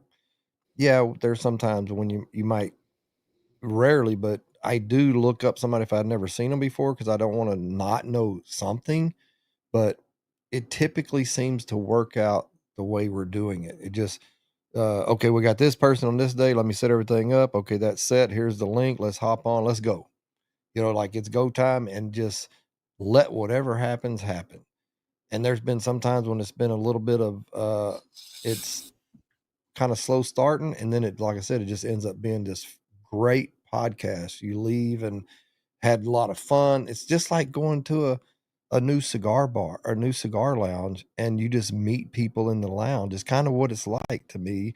You get to meet people and smoke cigars with them and talk about their products and how they came up. And sometimes we learn from the people we have on, and sometimes they learn from these other guys and just our experiences and stuff. And that's just, I think it's great. It's really fun. So my last little question on here comes from JD. He's Jordan. I would like to know from his perspective, what kind of cigar would he recommend to a brand new cigar smoker or someone's first cigar? I want a wrapper, 100%. And I will be, you want the whole mix? Or you just want the... So I would say what he's asking is, if somebody's wanting to get into cigars, whether it's a cigar blend or just a cigar that's out there. Habano. I don't care where it's coming from. Habano, because people are still thinking to this day that the Cronica is this, Habano is this, and Maduro is that, or whatever.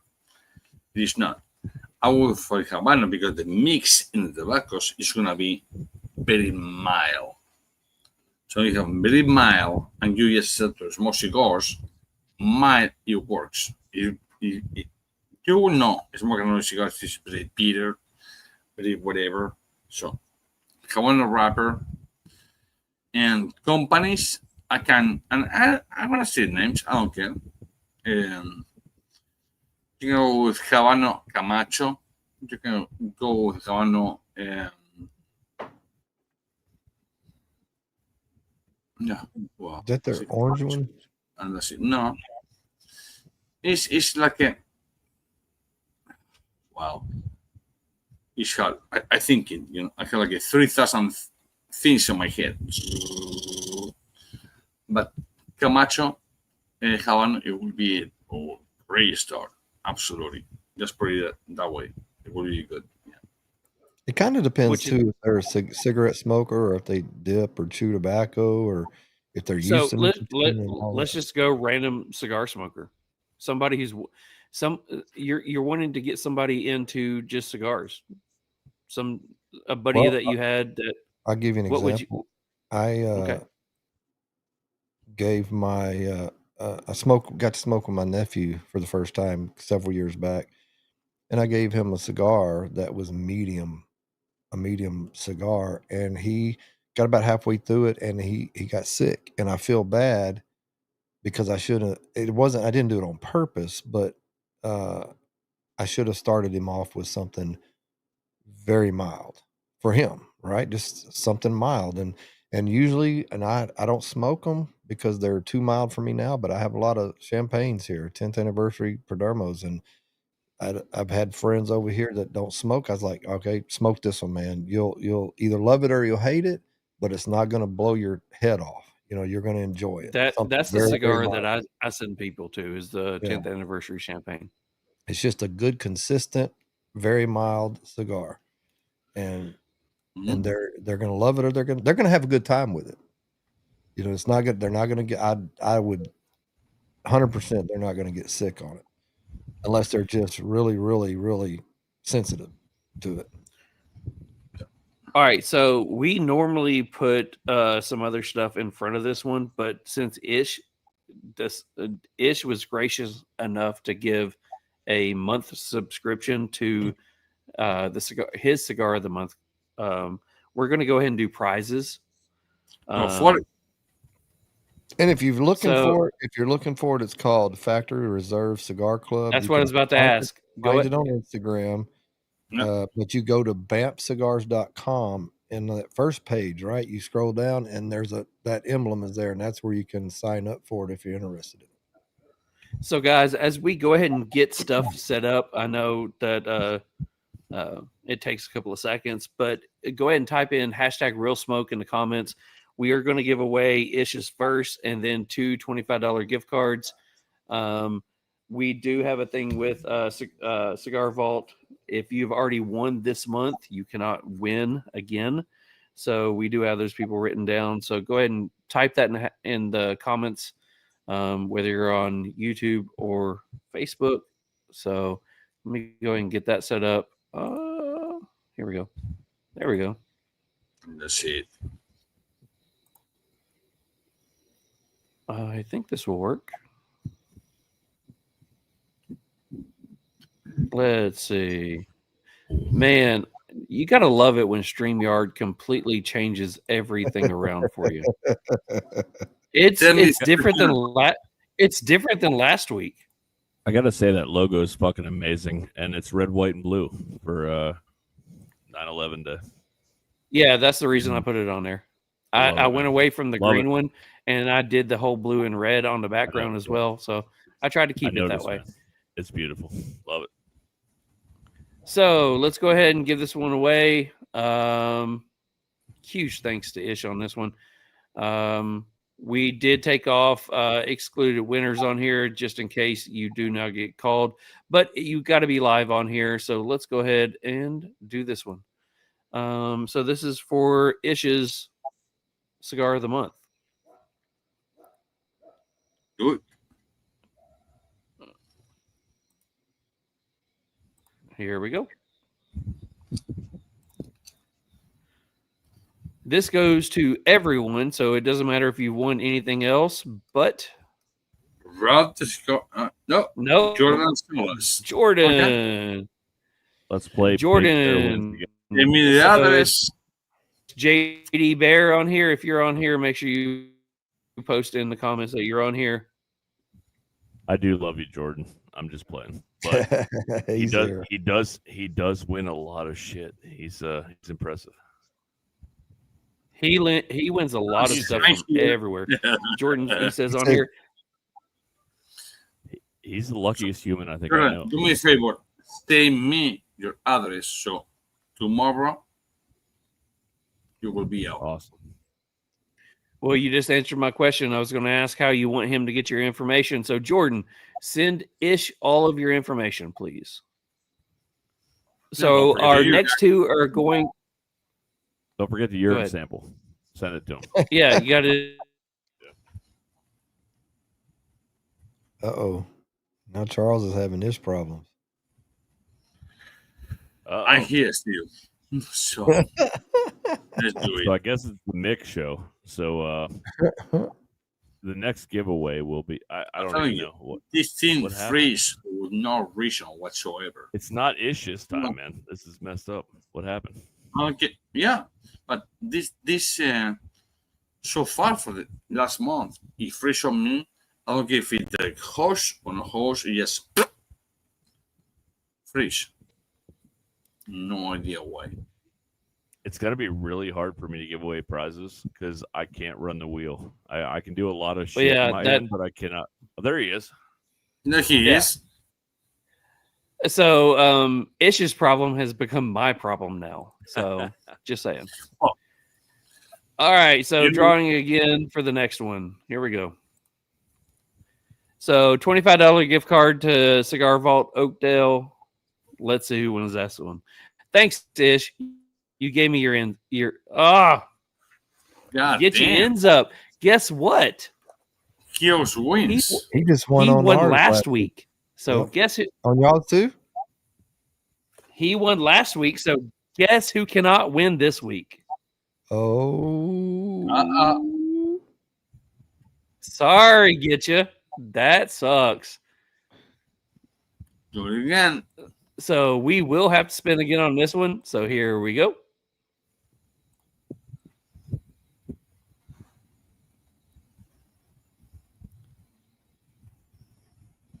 Colin M. So Colin M, if you're on here, make sure you type in somewhere in there that you were here. We would love to see that you're still here and all that wonderful stuff. As Randy would say, round and round it goes. Where it stopped, nobody knows. Here we go. He says, "Hell yeah, I'm here." So Colin M. So what you need to do, brother, is send the podcast channel a message with your mailing name, address, phone number, and email address. So do that, and Mick will make sure that gets to the right person. So once again, mailing name, address, phone number, and email address. One more time, here we go for the second giveaway, or the third giveaway, I should say, but the second one from Cigar Vault.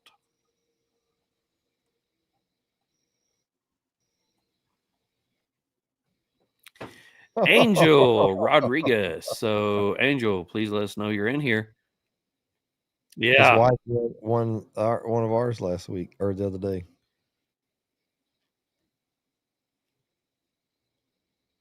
Oh, really? And I'm get not you sure he's Angel actually does. won one from us.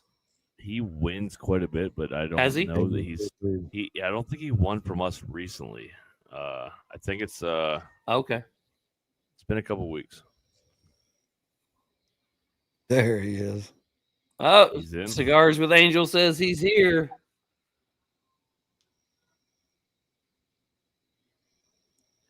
Got it. All right, Angel, go ahead and send Mick the same information that you've done probably 27 times before. Send Mick your mailing name, address, phone number, and email address, and he will get that to the right people to go ahead and do what he has to do. Yeah. Let's stop screen so we can get back to all of us. So I don't know where Ish went, but let's put a bow on this, man. We've had a great time, man. And Randy, there he is. There he is. Randy, we've had a great time, man. We're gonna do this again soon. We're definitely setting this up for Ironclad, and we're gonna do this again. But absolutely, put a bow on this. Tell everybody where everybody can find you. For the Cigar Dudes podcast, for Ironclad, for Banff. Tell us where we can find you. And yeah, we're all on Instagram. Cigar Dudes podcast, Ironclad Cigars, Banff Cigars, Beard Apothecary, Clown Cigars. What else am I missing? The Instagram for the Factory Reserve Cigar Club is on Instagram. There pretty much that's where I do have a website coming. Ish is BanffCigars.com. Mine is IroncladCigars.com, but it's not up yet, but it's coming soon. awesome. I think Beard Apothecary has their website, and clownscigars.com, all the above. So let's go ahead and throw in some of the sponsors. I know you got some people that sponsors the show, so go ahead and throw in some of your sponsors. So we have Toro sponsors us. What's the lighter? I just went blank. Cigar Bro. Who else? There's you, me. Yeah, all of us. All of our stuff is on there. Obviously, all these Beard Apothecary, Clown Cigars, Ironclad Cigars, Banff Cigars, the Factory Reserve Cigar Club, just all of that.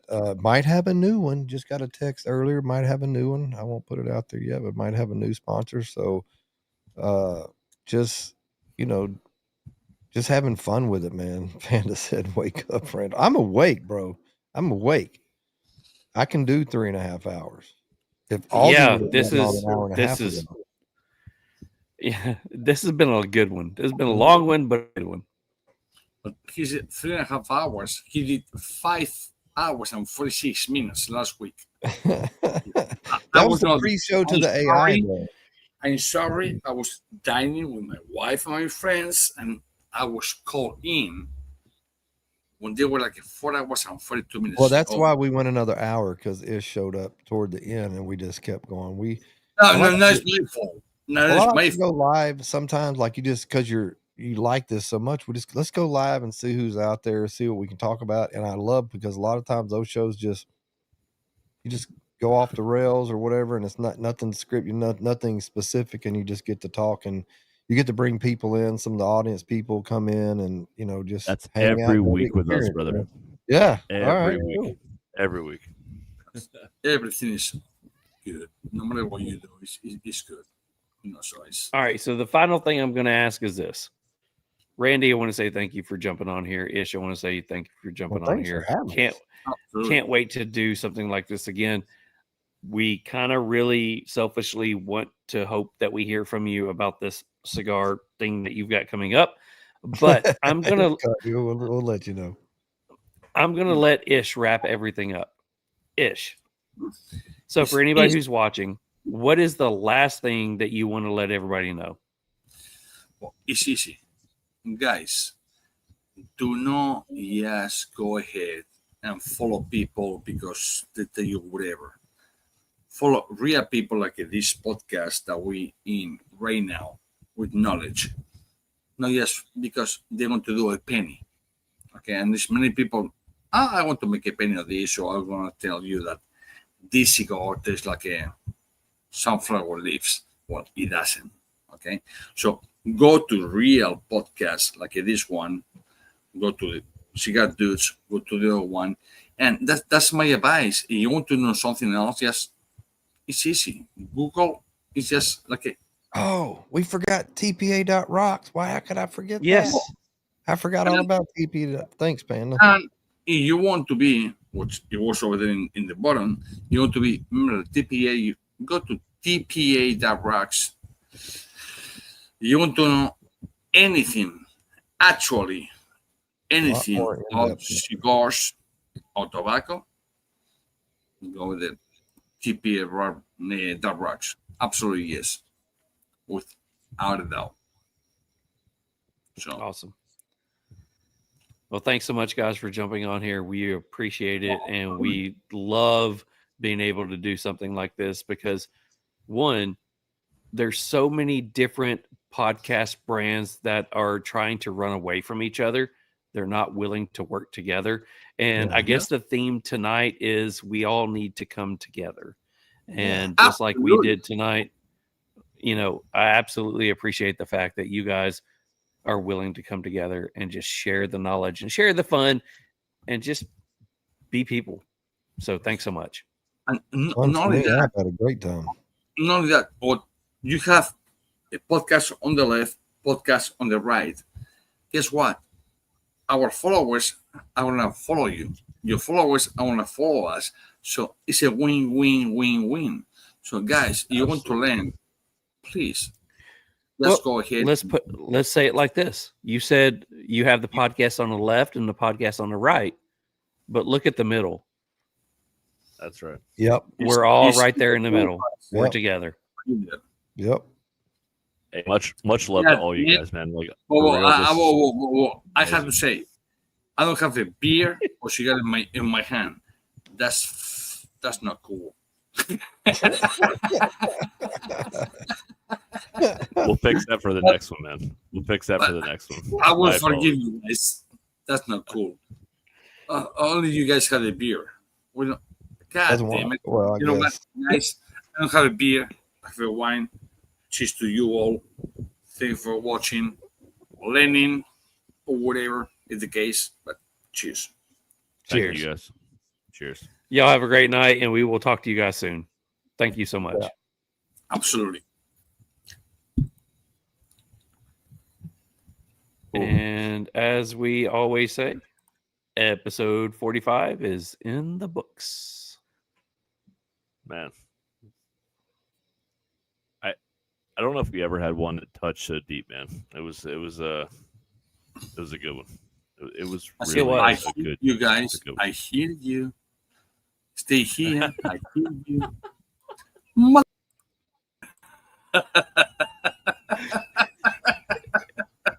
He's creeping around. Oh no, run. What I is very- going on? Hey, you saw Mr. Tis, the movie? Like, I'm from Spain. I'm very, very sneaky. That's me. Betty sneaky. Oh, very nice, sir. You underestimate my sneakiness.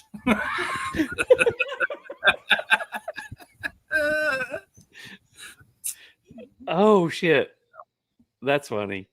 It was a That's good funny. show. It was. I love it because it was not just. It was nothing about cigars, honestly. But it was about everything else, and people.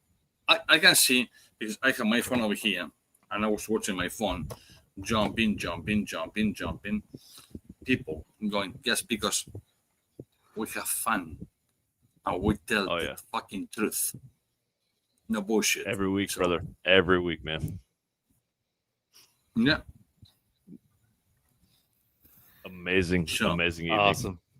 Thank you, Good brother. I job. love it. Oh, absolutely. All right. Are you kidding me? Absolutely. And I don't know, run this, but hey, Randy, fuck you, just in case.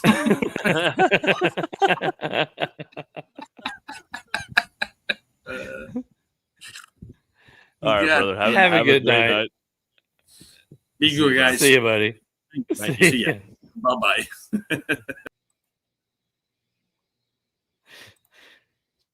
He's Betty sneaky. What? Betty What is- sneaky. What just happened? What just happened? Oh, It's just happened. amazing, amazing. Really quickly, we jumped into the prizes, and we do need to say the prizes were sponsored by our newest sponsor. Our newest. So our newest sponsor. So we need to go ahead and pull that up. So tonight's prizes was brought to you by, I'll let Mick if he still has the information, but it was Bruder's Cigar Accessories. Oh, you're putting me on the spot. Hang on. I got this. So Damn so go check them out. Go to brudersco.com, or you can check them out on Instagram at Bruders_heirloom_cutters. And you can check out this awesome cutter that they set up for us. So it is one of their new cutters that they've got coming out, or that they've got out. It was customized for us. If you can see on the screen right now, it does have one of us on one side, one of us on the other. It does have the gold diamond on there, and that's something that's kind of, that kind Special of brings us back. Yeah, it's kind of special to us. It kind of, we have a special relationship with Cavalier, and we're good friends with the Cavalier brand. So that gold diamond kind of means a little something to us. If you look on the edge, they do have the Real Smoke name on there. And if you look, we're holding the cigar tubes that they do have on there, and they do say that they're kind of indestructible. We did kind of put that to the test trying. and beat the hell out of it. So I know you kind of put me on the spot here. I have it now, so I'm kind of ready. I may have been drinking a little, but here we go. So, Bruder's Accessories, 100% American made, veteran owned, built to last for generations. So if you're looking for something for your shop or for you personally that you can hand down to your next generation, this might be the cutter for you. The heirloom cutter is crafted with grade 5 titanium, magnum cuts steel blades, premium wood abalone inlays, magnetic action, custom finishes, everything about this cutter. So Charles had this, there he has it right now. So we're kind of doing shared custody on this cutter. I tried it out first.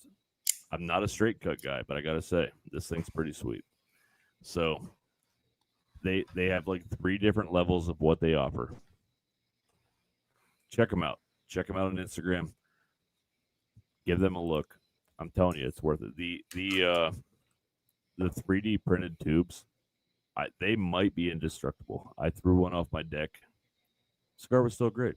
So if you're looking to carry one cigar with you somewhere, that might be the way to go with that. But honestly, it's a great company, great guys. We're working on their read right now.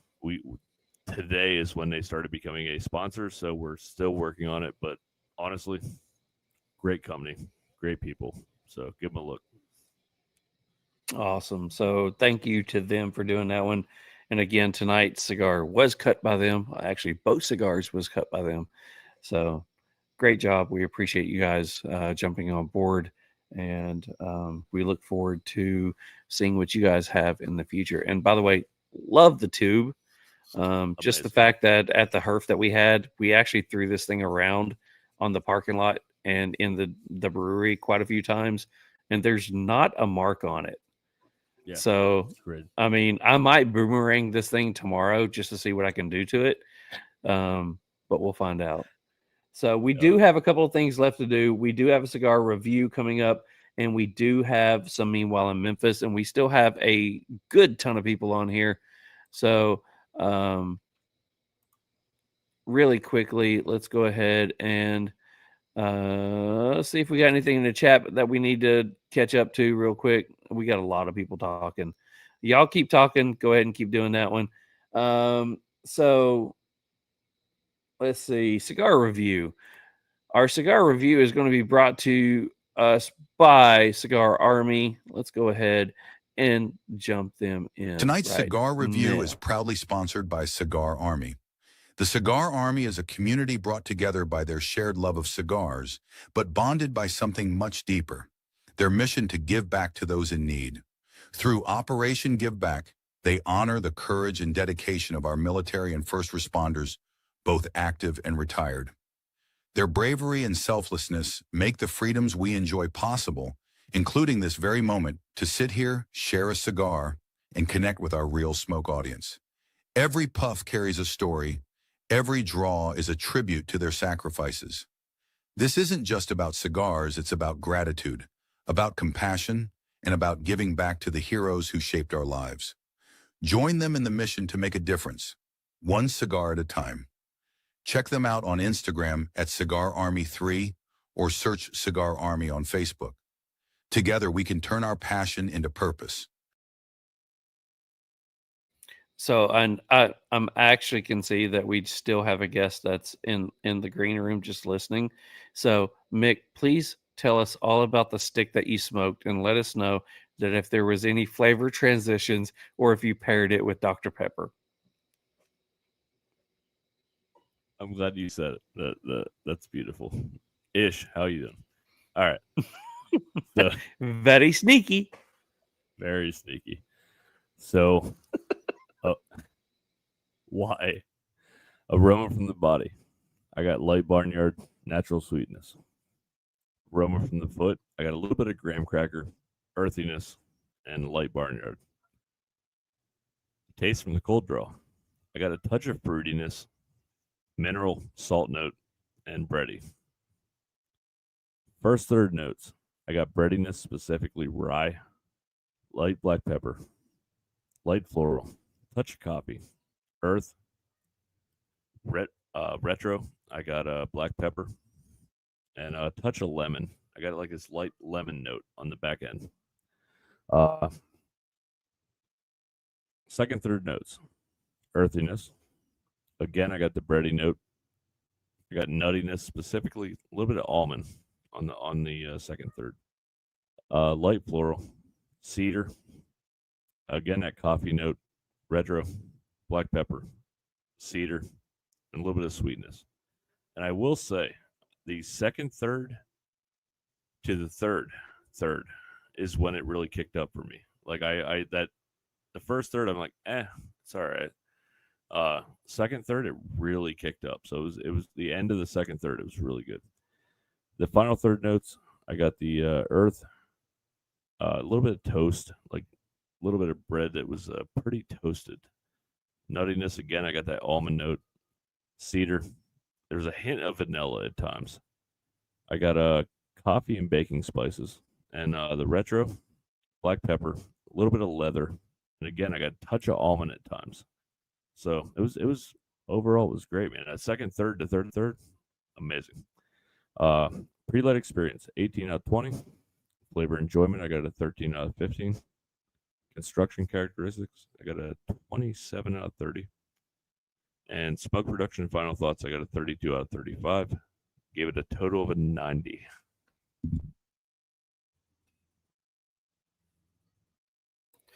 All right, so give me just a second. All right, so I got that score. All right, so I'll come back with some final thoughts on this one here in a little bit, but let me go ahead and give you the review. So aroma off the body, manure, sweet tobacco, aroma off the foot, sweet tobacco fruit, taste off the cold draw, hay, nutty, woody.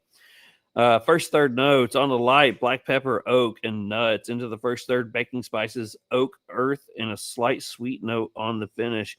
The retro is lots of black pepper, white pepper, spice, oaky, and a slight herbal note. Burn is razor sharp. Ash is tight and stacks dimes. Draw is excellent and gives you lots of thick smoke. The smoke has a wonderful aroma in the air. Absolutely enjoying just sitting there smoking the cigar. Finishes long and leaves you with a oaky sweet note. Strength is a medium. In the second, coffee, earth, and a nutty note on the palate. The retro is more coffee and woody, followed by white pepper and a slight spice. Draw is still fantastic. Burn and ash is great. Finish is long and gives you a slight creamy sweetness, medium strength. In the final third, lots of coffee, oak, and earth with a slight dark chocolate note. The retro is coffee, white pepper, woody, baking spices, draw and burn, and ash is flawless. Smoke is still thick and full. The whole smoke finishes long and pleasant. Strength ends about a medium plus. What I will say about this cigar is, to me, the construction was where it was all at. There was never a burn issue. It's been a long time since I've seen a cigar burn as straight as this one. It's been a long time since I've seen an ash that was as tight as this one. It construction wise, it was a fantastic cigar. My only knock was, when it comes to, I mean, we're smoking Las Calaveras. It is a Mexican San Andreas, cannot roll the R, but it's a Claro. It's a second priming. It's a lower priming. It's not as punchy as a typical Calaveras. And I love the Las Calaveras that has those punchy notes. To me, this one is very subtle, very nuanced. When it comes to flavor profile, I like something that's got a little more body to it. So on construction, flawless.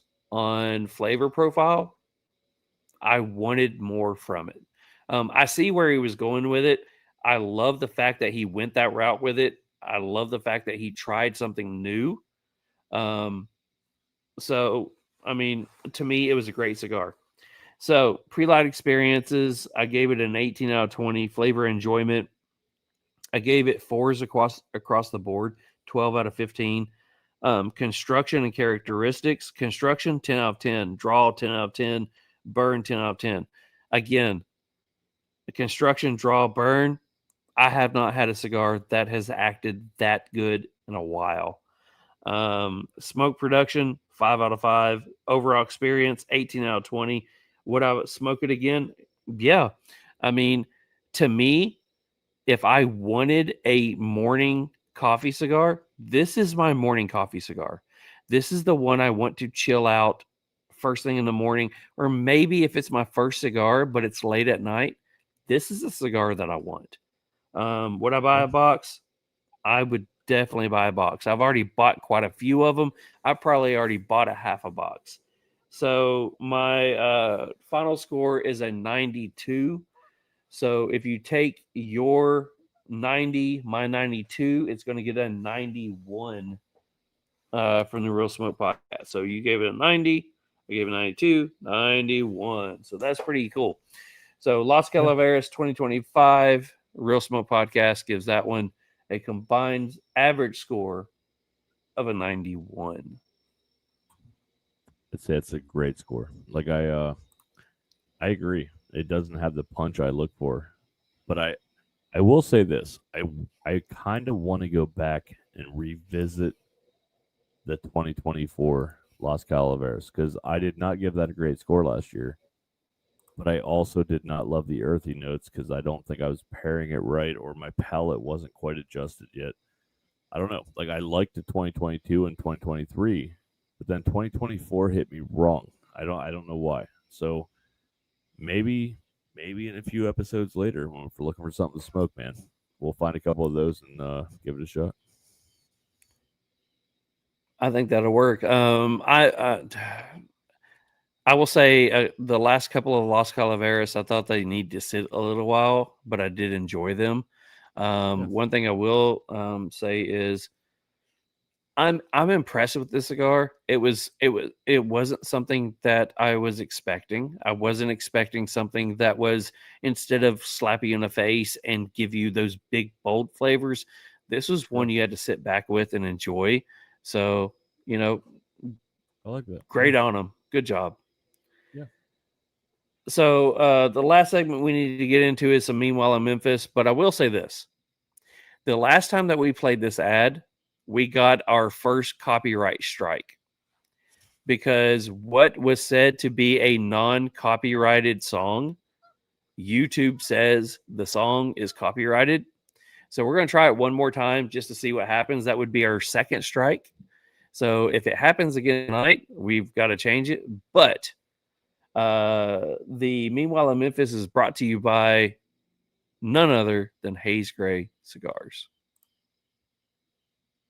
Every Haze Gray cigar is handcrafted with care, using only the finest tobaccos sourced from around the world, with rich flavors and smooth draws that satisfy even the most discerning cigar aficionados. From careful selection of tobacco leaves to the final roll, we oversee every step to guarantee the best blends possible. Every Haze Gray cigar is rolled with pride and purpose. Each cigar represents a different chapter in our Haze Gray story. From smooth Connecticut finesse to dark richness of double Maduro, there's a cigar that fits your moment. So huge thanks to Haze Gray Cigars. I would say, do you want to play the Meanwhile in Memphis song? But my StreamYard has completely shut down that part of it, so we can't do it. Sorry. Cool. We'll make this quick, and we're gonna try to beat the 4-hour mark. Oh God, please do. Yeah. So Meanwhile in Memphis. Memphis woman wakes up to home intruder pleasuring himself. What? Memphis, Tennessee. A local woman said that a man went into her home in northeast Memphis early in the morning and went into her room and started touching himself sexually near her bed. The man has not been arrested. The victim, who was asked not to be identified, spoke to Fox 13 in hopes that someone would be able to identify him. Physically, the victim is okay, but she told Fox 13 News that she is shell-shocked by the incident. She is worried the man might return and try the same thing with someone else. Even if we moved, even if they caught him, I will never feel safe again, the woman said. Just after 5 a.m. on August 31st, the victim's doorbell camera captured a man walking up. He rang the doorbell, waited a moment, and then opened the door and walked in. She said her deadbolt did not catch properly, which she just had installed. It happened while her 3 young children were sleeping. She said the man walked through the house into her bedroom where he turned down the AC, unplugged the TV, waking her up. Scared and confused, the victim pretended that she was fast asleep. It was just silent for a minute, and then I lifted up, looking at him, and he was masturbating, she said. So long story short, they're still looking for this guy. There's a perfect picture of him on their camera. There's not a whole lot more that I can read here, but she woke up. He was taking care of shit right beside her. He ran out. I don't understand it. Like his picture is perfectly on camera. They have his license plate number, but they can't find a fucking guy. Like I don't understand. All right. So number 2, man shot after meeting woman from Instagram. Police said. I'll read the story, but honestly, what were they meeting for is my question. Memphis, Tennessee. A conversation on Instagram ended up in gunfire with a man in the hospital, according to Memphis police. Memphis police say a man agreed to meet the woman at an apartment complex on Auburn Road after messaging her on Instagram. He said they met in the apartment's parking lot around 10:40 p.m. She arrived with 2 men in an orange Ford Mustang.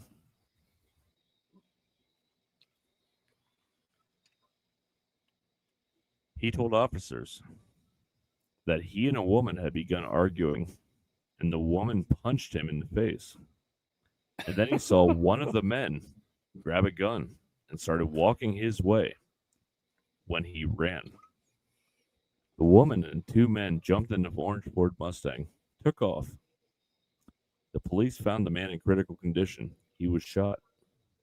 MPD says that that it was a one spent .22 caliber casing in the grass near the parking lot. If you have any information on this, please call MPD. Meanwhile, in Memphis.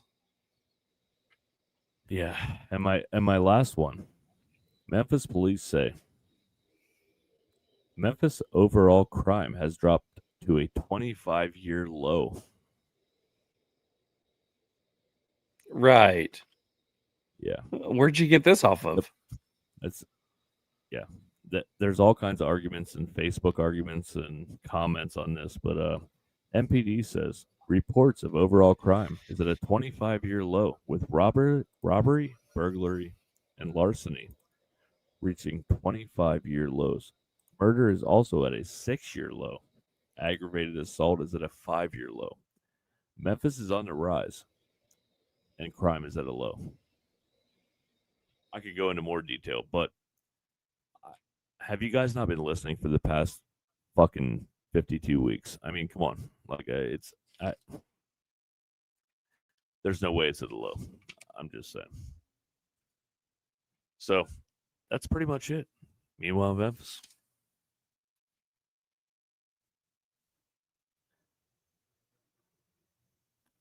Are you froze, brother? Fuck, you're froze. I was. Oh, there you are. Cool. I will say, let's go. Those statistics are completely shit. Yeah, the Memphis Police and Tennessee Bureau of Investigations are probably fudging the numbers. I'm just saying. Really? Yeah. A little bit. All right. So, do you want me to give you something really quickly to kind of perk you up? Sure. We have our first heckler. Oh, man. I love it. Let's go. All right. So, we have somebody on here called Square Willie. My dog Brownie loves a good cigar. And then he says, was it a strike or a warning? Big difference. And then he says, if you get a strike, you can't go live or post for 7 days. A copyright claim doesn't affect your channel. I like it. You might get more than 4 people watching if you interact with the chat. Why is he reading? Who is he talking to? Jordan jumps on here and says they do interact with people in the chat. Wow. Interesting. Square Willie. I like it. This is great. You guys need to shut it down and just get a hotel room because y'all gay and nobody watching you filibuster about cigars. What a sad what you. And then JD jumps in here and says you must not have anything permanent enough to bring up. 25-year low. Oh yeah. I love Square Willie. This is great. Cigar Willie, let me tell you, we love you. We really do love you. We hope that you get a chance to go back and watch the whole podcast in the future, at least the first part of it, because you're our favorite person now. Please subscribe. Please like, comment, and wait, you've already commented. Nothing important, but you've already liked and commented. We love you. Big hearts to you, friend. Love it. This is awesome. You are my favorite person in the world. In other words, go home, crawl in your basement, ask mommy for some Hot Pockets, set your alarm to get up and go to McDonald's so you can go to work. Just saying. Phenomenal. And if you find that short bridge, take a long run. I'll pay for the shoes for you to do it. Just saying. Anyways, it's been a great night tonight. Loved absolutely having Cigar Dudes podcast on here. Hate that John and his family's going what they're going through.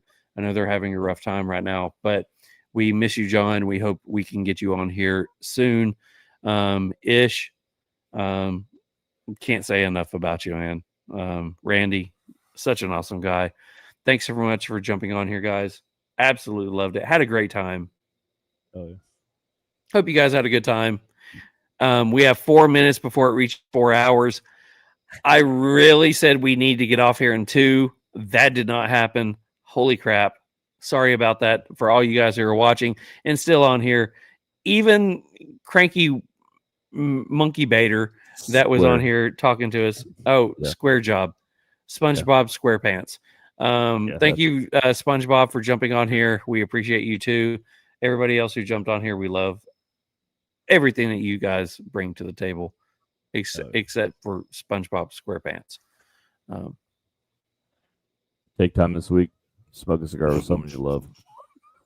I'm trying to bring it back together. I really am.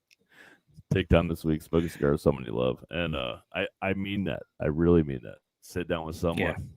Even if it's someone you don't love, sit down with them. Like SpongeBob SquarePants. Yeah, I have a conversation with them. It's all good. Let's come back next week, man. Let's go. Yeah. Let's go. But Let's do it. Honestly, much love. Amazing evening. Thank you, guys. No problem. Next week, we do have David Gomez with Escobar Cigars on. So we'll be back on here next week doing the same thing. Same bat time, same bat channel. Can't wait to see you guys on here. Peace. The smoke is thick, the air is tight, cigars are lit, oh what a sight. Pour the whiskey, tequila too, this one for Mick and Charles and you. Thank you for tuning in. The Real Smoke Podcast makes us all grin. You light us up, you keep us strong. Cheers to you, we raise the song.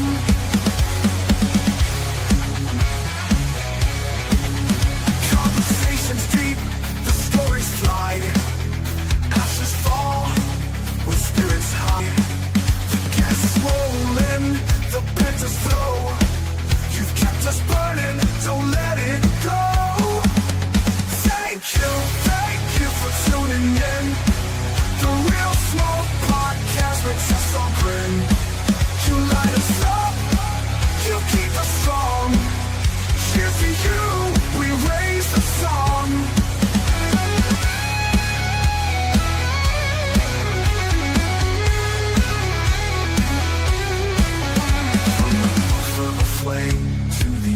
of the night. You're part of the glow, you're part of the light. Mick and Charles with a laugh and a grin. This flame burns bright cause you tuned in. Thank you for tuning in. The Real Smoke Podcast makes us all grin.